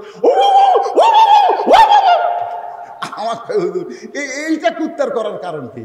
আমি বললাম, ভাইজান আপনি সত্যি করে বলেন তো, আপনি যে আজান দিচ্ছেন আপনার বেটার খবর কি? মুয়াজ্জিন বলতে, আমার 3 বেটা, একটাও শালা নামাজ পড়ে না, এই জন্য কুত্তা লোকমান দিছে। এই মুয়াজ্জিন, তুই তো মসজিদে এসে সালাত খারিমের নাম আজান দিচ্ছ, তোর বেটারাই চেতন পায় না রে। সব মুয়াজ্জিনের আজানে কুত্তা ভোগে না। দেখবেন যেই মুয়াজ্জিনের বেটা বউ নামাজ পড়ে না, এই শালার আজানে কুত্তা ভোগে। জোরে করে আপনি খেয়াল করবেন, এটাও হক কথা, এটাও হক কথা। হ্যাঁ, এই কিসের পাততে পারতে যায়? ওইগুলো বাজে কথা। মুয়াজ্জিনের বউ বেটা, বেটার বউ নামাজ পড়ে না, এই জন্য কুত্তা লোক মারতেছে। আপনি খবরদার কুত্তার দোষ ধরবেন না। ইমাম মালিক যখন বলেছে একটা বেনামাজি কুত্তার চাইতেও জঘন্য, এ কথা বলার, এই কথা যেই বলছে একটা বেনামাজি যা কুত্তা হতে, এই কথা বলার সাথে সাথে 4-5টা কুত্তা হয়েছে, আচ্ছা ভেউ ভেউ করতেছে। ইমাম মালিক বললেন, এই কুত্তা কি কবার চাই রে? কুত্তা বলবার চাচ্ছে, হুজুর একটা বেনামাজিকে হামাকের সাথে তুলনা করলেন, তার মানে আপনি কি কোরআন আয়াত পড়েন নাই? সোম্মার অদাত না হওয়া ফলা ফাবিলেন, যারা বেনামাজি হয় তারা পশুর চাইতেও জঘন্য, বেনামাজি বান্দা তারা কুত্তার চাইতেও খারাপ তারা। এই কথা যেই ইমাম মালিক বললো, কুত্তা 4টা চলে গেল। তার মানে কি বুঝতেছেন? কুত্তা কি জন্য আসে বোঝেন না? হ্যাঁ, পরে কথা আরো বলতেছি। এখানে আর একটা আমাকে স্লিপ দিতে হুজুর, এই বেশি লম্বা চড়া কোনো আদায় না, 2টা মিনিটের মধ্যে আপনি আদায় কমপ্লিট করবেন। 2 মিনিট। এই মসজিদের সব কিছু আছে, মাহফিলের খরচ বাবদ আপনাদের কাছে একটু ব্যাগ যাবে ভাই। আপনাদের কাছে ব্যাগ যখন যাবে 1টা টাকাও দিবেন না, এরকম নিয়ত করে কারা বসে আছেন? হাত তোলেন তো, যে হুজুর আপনার যতই ব্যাগ টাকা আপনি দিবেন না, বুঝবার পারেন 1টা টাকাও দিবেন না, এরকম কে বসে আছেন? হাত তোলেন তো। সবাই দিবেন। কারা কারা 10 হোক 20 হোক 50 হোক ব্যাগকে খালি ফেরত দিবেন না, কারা কারা দিবেন তার একটা হাত তোলা আল্লাহ দেখেন তো দেখি। যারা দিবেন এ কে কে হাত তোলেনি রে? মাশাআল্লাহ মাশাআল্লাহ, হাত নামান। আচ্ছা ঠিক আছে। এই ব্যাগওয়ালা ভাই কুটি রে, সোনার চানেরা কুটি বাবা, যাও পিছন দিক থেকে ধরো বাজান, পিছন দিক থেকে ধরো, যাও যাও পিছন দিক থেকে ধরো। আমার মা বোনদের মধ্যে কে আদায় করবে? মা বোনদের মধ্যে, হ্যাঁ মহিলারা আছে মা বোনদের মধ্যে আদায় করার। আমার মায়েরা, আপনাদের আজকে অনেক ওয়াজ করছি, মা আরো ওয়াজ বাকি আছে। খাতিজা বসে আছে, মনে আছে না ভুলে গেছেন? এই খাতিজা বসে আছে, মনে আছে না ভুলে গেছেন? বলবো তো, ওটাই কমো অত সবে সবর শোনা লাগবে না। হ্যাঁ, সব কমপ্লিট করে দেবো ভাই। আমি ঢাকার থেকে আসিনি, সোনার চান আমি বগুড়া দিয়ে সবাব। হ্যাঁ, অসুবিধা নেই। এই দেন দেন, ব্যাগের মধ্যে দেন, 10, 20, 50, 100 টাকা যে যা পারেন আল্লাহর রাস্তায় দেন। এই যুবকেরা গান বাজনা না করে তাফসীরুল কোরআন মাহফিল করেছে, খুশি না বেজার? খুশি হয়ে শুকরাতান দেন। 10 টাকা দেন, 20 টাকা, যাই যা পারেন আল্লাহর রাস্তায় দিয়ে দেন।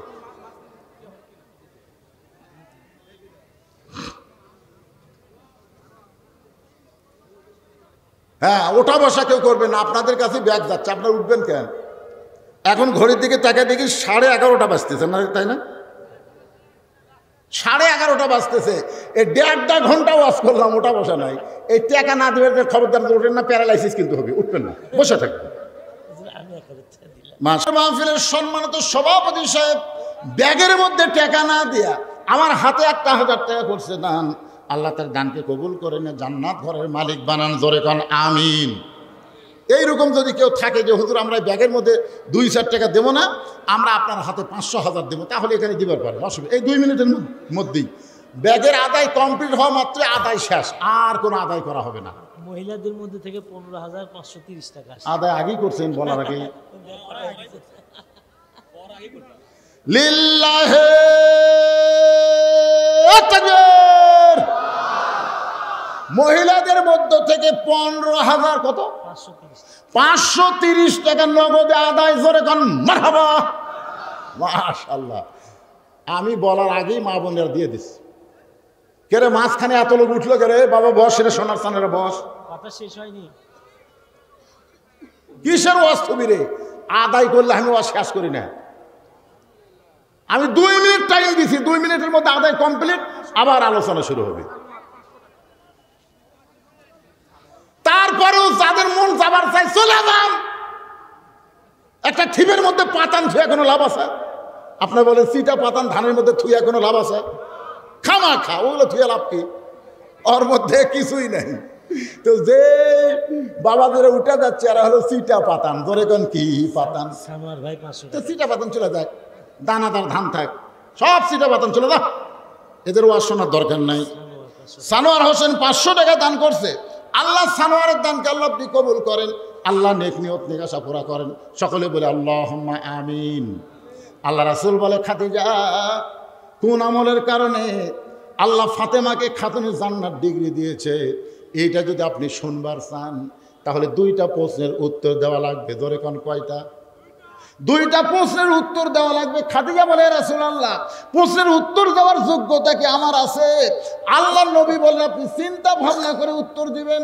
1 নম্বর প্রশ্ন হলো, ও খাদিজা আপনি বলেন তো কত বছর বয়সে ঈমান গ্রহণ করছেন? খাদিজা বলতেছে ইয়া রাসূলুল্লাহ আমার যখন 55 বছর বয়স তখন আমি ঈমান গ্রহণ করেছি।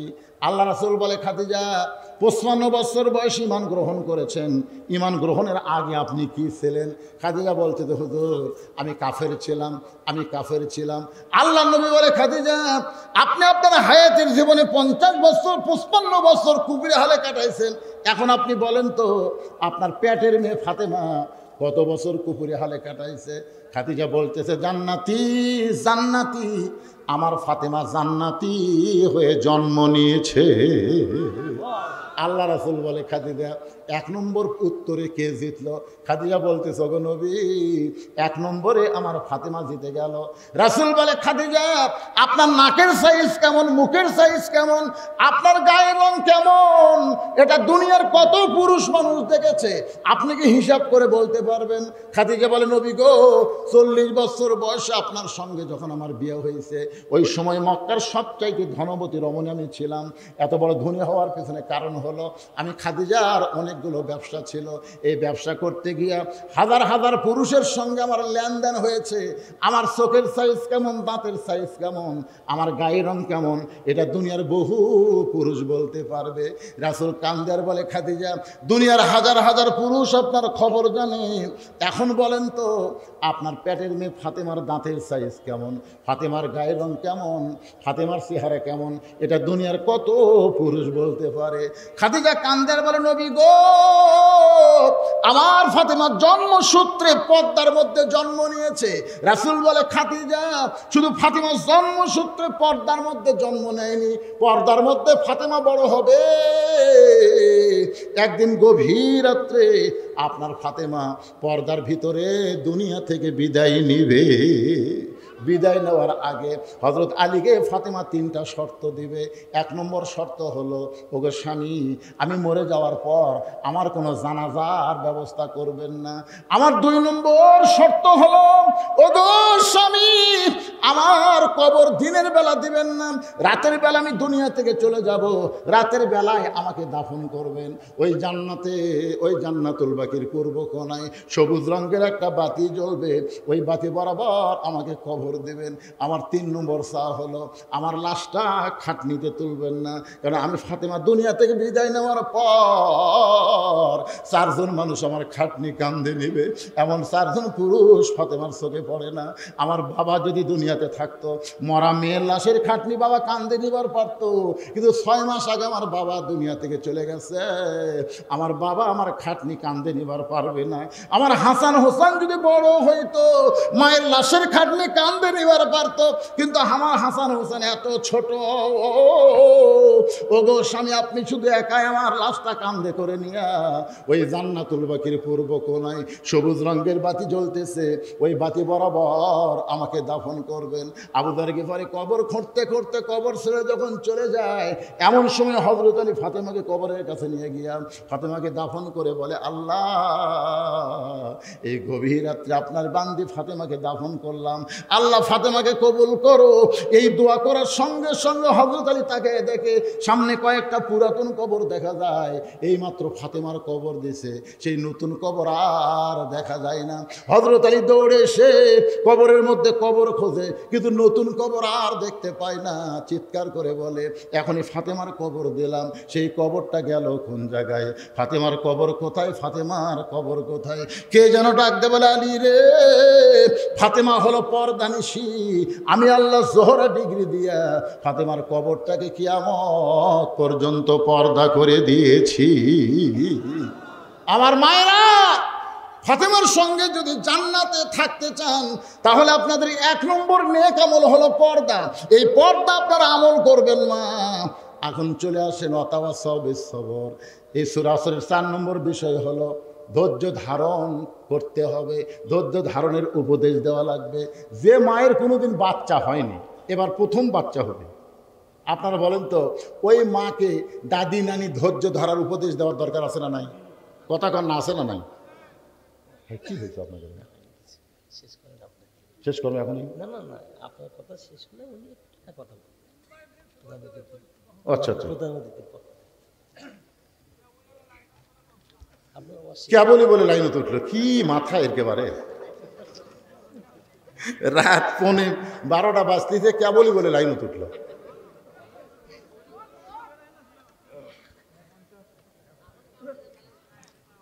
না না, 4 নম্বর বিষয় বাকি আছে না না? হ্যাঁ, 1 নম্বর কি? ঈমান। দরকার 1 নম্বর কি? 2 নম্বর হলো আমলুস সালেহা। আমলুস সালেহার মধ্যে পুরুষের 1 নম্বর কি, আর নারীকের 1 নম্বর কি? ওয়াতাওয়াসাউ বিল হক। হকের উপর যা বলছি। এখন সবরের উপর কথা চলতেছে। তো এখন মেয়েটার প্রথম বাচ্চা হবে, বিয়ে হওয়ার পরে প্রথম বাচ্চা হবে। সেই মেয়েটাকে ধৈর্য ধারণের উপদেশ দেওয়ার দরকার আছে না নাই?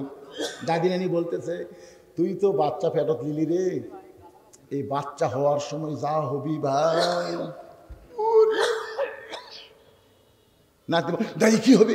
এই যাই হোক, যা হয় হোক, ধৈর্য ধারণ কর। কারণ বাপের পায়ের তলে জান্নাত না, মায়ের পায়ের তলে জান্নাত। জোরে খান কথা ঠিক কি না? তোর পায়ের তলে সন্তানের জান্নাত রে পাগলি। বাপের তো কোনো কষ্ট নাই, কষ্ট হলো মায়ের। আর মায়ের পায়ের তলে সন্তানের জান্নাত। তাই ঠিকই তো তাই। দাদি বলতেছে, শোন, রাসূল মায়ের কথা 3 বার কছে, বাপের কথা কয়বার? তুমি খেদমত করবা কার? মায়ের। খেদমত করবো কার? মায়ের। খেদমত করবো কার? মায়ের। এরপরে বলি ইয়া রাসূলুল্লাহ, এরপরে খেদমত। আল্লাহ রাসূল বলেন, তোমার বাবার এজলেস বসো। 3 বার মায়ের কথা কইছে, রাসূল বসতে বলে নাই। আর বাবার কথা 1 বার বলি, রাসূল কি করলেন? বসো। একটু ধৈর্য ধর, একটু ধৈর্য ধর। প্রসব বেদনা যেদিন শুরু হয়েছে, সঙ্গে সঙ্গে মেয়েটা চিল্লায় বলতে, বিষ খাবো, গলার দড়ি দিব, মরে যাবো, এই জীবন আর আমি রাখবো না, এত কষ্ট আমার সহ্য করা যায় না। তখন দাদি নানি দৌড়ে এসে ধাক্কায় ঘরের মধ্যে তুলে বলতেছে, কিসের বিষ খাওয়া, কিসের গলার দড়ি দেওয়া? সব এত সুন্দর করে তোর ধৈর্য ধারণের ওয়াজ করলাম, তোর ভালো লাগে না? সব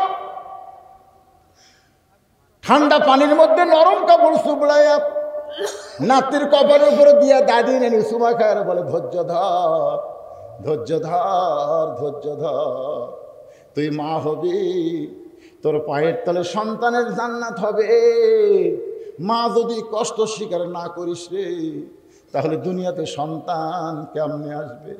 এমন ধৈর্যের কথা বলতে বলতে নাতির কপালে সুমা খায় আর বলে, ধৈর্য ধর, একটু কষ্ট হবে, একটু কষ্ট হবে। এদিকে ধাইমা বাচ্চা টানতেছে, আর মা ধৈর্য ধারণ করতেছে, দাঁতের উপর দাঁত দিয়া।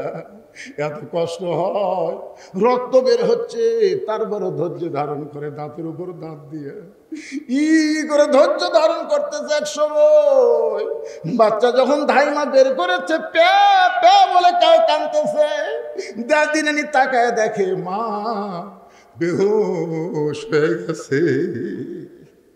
বাচ্চাটারে গোসল করায় ওই বাচ্চা যখন মায়ের বুকে দেয়, বাচ্চার পরশে মা হুঁশ ফিরে পায়। হুঁশ পাওয়ার পরে আস্তে করে ওই বাচ্চাকে মুখের কাছে নিয়ে আসে চুমা খায়। দাদি রানী তিরস্কার করে বলে, এরই ব্যথায় তুই বিষ খাবার চাইছিলি, গলার দড়ি দিবার চাইছিলি, এক বুকর থেকে ফেলে দে, এর আদর করিস না। মা মুচকি মুচকি হাসি আর বলে, দাদি এত কষ্টের পরে এত বড় শান্তি পাবো এইটা কখনো চিন্তা করি নাই। আজকে এত কষ্ট, প্রায় 2000 ছাত্র জনতা জীবন দিল, অনেক ইসলামী নেতাকে ফাঁসির মঞ্চে নিয়ে গেল, কারো হাত হারালো, কারো চোখ হারালো। আজকে দেখেন অনেকেই পঙ্গু হয়ে গেল। এত কষ্টের পর, কত রক্ত, এত কষ্টের পরে আমরা সবাই চাই মা যেমন তার সন্তানকে বুকে পেয়ে সব কষ্ট ভুলে গেছে, আমরা ভুলে যাব বাংলার জমিনে আল্লাহর কোরআন দিয়া যখন রাষ্ট্র চালু হবে। আল্লাহ আমাদের সকলের জীবনে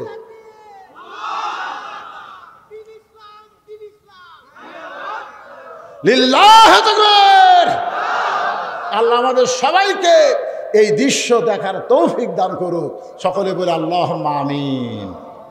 দিলওয়ার ভাই তার মায়ের জন্য 500 টাকা দেন। দিলওয়ার ভাই তার মায়ের জন্য, দুনিয়ায় বুড়ি হলে তো বোরকা পরবেনি, কিন্তু বুড়ি হয়ে বোরকা পরে লাভ হবে না, যুবতী অবস্থায় বোরকা পরা লাগবে। জোরে ঠিক কি না? হ্যাঁ, এই জন্যে আপনারা চলে গেলেন, মনটা খুব খারাপ লাগলো, খুবই খারাপ লাগলো।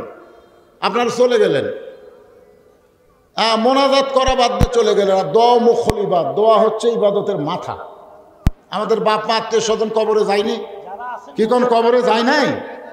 দাদা দাদি কবরে যায় নাই? আজকে 2 জন প্রধান অতিথি দুইটা করে 4টা এসি দিল। আমি বলবো মসজিদের মধ্যে আমি এশার নামাজ আদায় করছি, এখানে দুইটা করে 4টা এসি দিলে কমপক্ষে 2 টন করে এসি হওয়া লাগবে। কমপক্ষে 2 টন করে এসি হলে 8 টন হবে, আর 8 টন দিয়ে গোটা মসজিদ ঠান্ডা হবে। 1 টন করে দিয়ে কিন্তু কাম হবে না। মসজিদ কমিটিকে আমি বলবো 2 টন করে, কমপক্ষে 2 টন করে এসি লাগবে। কারণ আমার মাদ্রাসা মসজিদে এসি আছে তো আমি জানি, 2.5 টন করে লাগাতে, যে 2 টন, মাশাআল্লাহ 2 টন করে। ঠিক আছে, আমি এটা শুধু বললাম যে নতুন এসি আসতেছে, মুসল্লি এমনি বাড়বে ইনশাল্লাহ। আর রোজার মাস হবে, বুঝতেছেন না, ফেব্রুয়ারি শেষে রোজা শুরু। ও বাবা, এইবারে যা কাম লাগবে আলহামদুলিল্লাহ। তারাবি নামাজ পড়ে সেই মজা হবে। আল্লাহ যারা দুইটা করে এসি দিবার চাইলে আজকে তারা উপস্থিত নাই, আমরা প্রাণ ভরে তাদের জন্য দোয়া করব।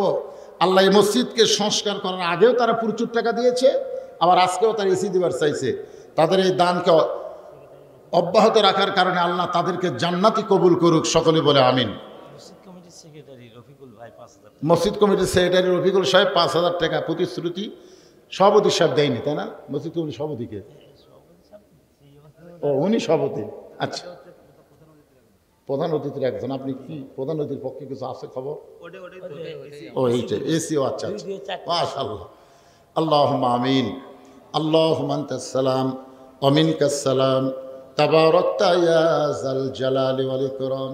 মাবুদ, সেই মাগরিবের নামাজের পর থেকে রাত প্রায় 12টা বাজতেছে, এই দীর্ঘ সময় পর্যন্ত আরামের ঘুম, আরামের বাড়িকে বাদ দিয়া, ফ্যানের বাতাসকে বাদ দিয়া আল্লাহ জান্নাতের বাগানে বসে বসে যারা ওয়াজ শুনেছে, মেহেরবানি করে আজকের মাহফিল আমাদের সকলের হেদায়েতের জন্যে, নাজাতের জন্যে, জান্নাতের জন্যে কবুল করো। এই মাহফিলের শুরু থেকে শেষ পর্যন্ত যত আলোচনা হয়েছে, এর মধ্যে যদি ত্রুটি হয়, ভুল হয়, মাফ করে দাও। এর যা হাদিয়া মঞ্জুর করো। সোনার মদিনায় নবী পাকের রওজা মোবারকে আল্লাহ কবুল করে নাও।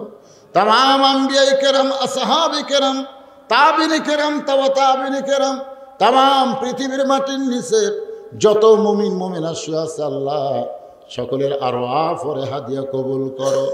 আমরা যারা হাত তুলেছি, আমাদের জনম দুঃখী মা বাবা যাদের কবরে চলে গেছে, আল্লাহ মেহেরবানি করে মা বাবার কবরকে জান্নাতের টুকরা কবর করো। আমাদের দাদা দাদি নানা নানি আত্মীয় স্বজন শ্বশুর শাশুড়ি যাদের কবরে গেছে আল্লাহ কবরবাসীদের মাফ করে দাও। আল্লাহ তোমার মসজিদকে লক্ষ্য করে এত সুন্দর আয়োজন যারা করেছে আল্লাহ মেহেরবানি করে তাদের সকলকেই জান্নাতি কবুল করো। আল্লাহ আমি দোয়া করি এই পদ্মপাড়ায় পশ্চিমপাড়া না পশ্চিমপাড়ার সমস্ত যুবকগুলোকে পুরুষগুলোকে 5 ওয়াক্ত নামাজ মসজিদে জামাতের সঙ্গে আদায় করার তৌফিক দিও। আল্লাহ যেই যুবকেরা আজকে রক্তের গরমে রাস্তায় ঘুরতেছে এই যুবক একদিন বুড়ো হবে, আমরা কে কখন মরবো জানি না আল্লাহ। তাই তোমার দরবার আরজ করি আল্লাহ মসজিদের উন্নয়ন হলো মুসল্লি কালেকশন, এই যুবকগুলো সকল যুবককে আল্লাহ 5 ওয়াক্ত নামাজি কবুল করো। আমার মা বোনদেরকে পর্দানিশি কবুল করে মা ফাতেমার চরিত্র দান করো। আল্লাহ আজকে মসজিদ কমিটির সম্মানিত সভাপতি আই আল্লাহ আমি শুনলাম 80-র নিকটে তার বয়স চলে গেছে, তার 2 জন প্রধান অতিথির পক্ষ থেকে তিনি ঘোষণা করলেন 4টা এসি তারা দান করবে। আল্লাহ গো আমাদের কাছে নাই দূর থেকে দান করেছে আল্লাহ তাদের দানগুলোকে জান্নাতের বিনিময় কবুল করো। মসজিদ কমিটির সভাপতি, মসজিদ কমিটির সহসভাপতি, মসজিদ কমিটির সেক্রেটারি, ক্যাশিয়ার, মসজিদের খতিব, মসজিদের ইমাম, মুয়াজ্জিন, মুসল্লি আল্লাহ সকলকে তুমি কবুল করো। প্রধান অতিথির প্রতিনিধি আমার ভাই আইছে আল্লাহ তাকে তুমি কবুল করো। আজকের মাহফিলের সম্মানিত সভাপতিকে আল্লাহ তুমি কবুল করো, সহসভাপতিকে কবুল করো, সুধীজনদেরকে কবুল করো। আল্লাহ গোটা বিশ্বের মুসলমানকে আল্লাহ তুমি মাফ করো, ফিলিস্তিনের মুসলমানকে আল্লাহ তুমি হেফাজত করো, তোমার বাইতুল মুকাদ্দাস মুসলমানদেরকে ফিরাইয়া দাও। আল্লাহ আল্লাহ আমার বাংলাদেশের প্রতি রহম করো, বিদেশি চক্রান্ত থেকে আমাদের মাতৃভূমিকে আল্লাহ তুমি হেফাজত করো। আল্লাহ কে কোন নিয়ত করে হাত তুলেছে আল্লাহ সকলের নেক নিয়ত নেক আশাকে তুমি কবুল করো। যেদিন আমাদের মৃত্যু হবে দিনটা যেন জুমার দিন হয়, মাসটা যেন রমজান মাস হয়, ইমানের সাথে ইজ্জতের সাথে এই দুনিয়া থেকে বিদায় নেওয়ার কালে আমাদের জবানে জারি করে দিও লা ইলাহা ইল্লাল্লাহু মুহাম্মাদুর রাসূলুল্লাহ।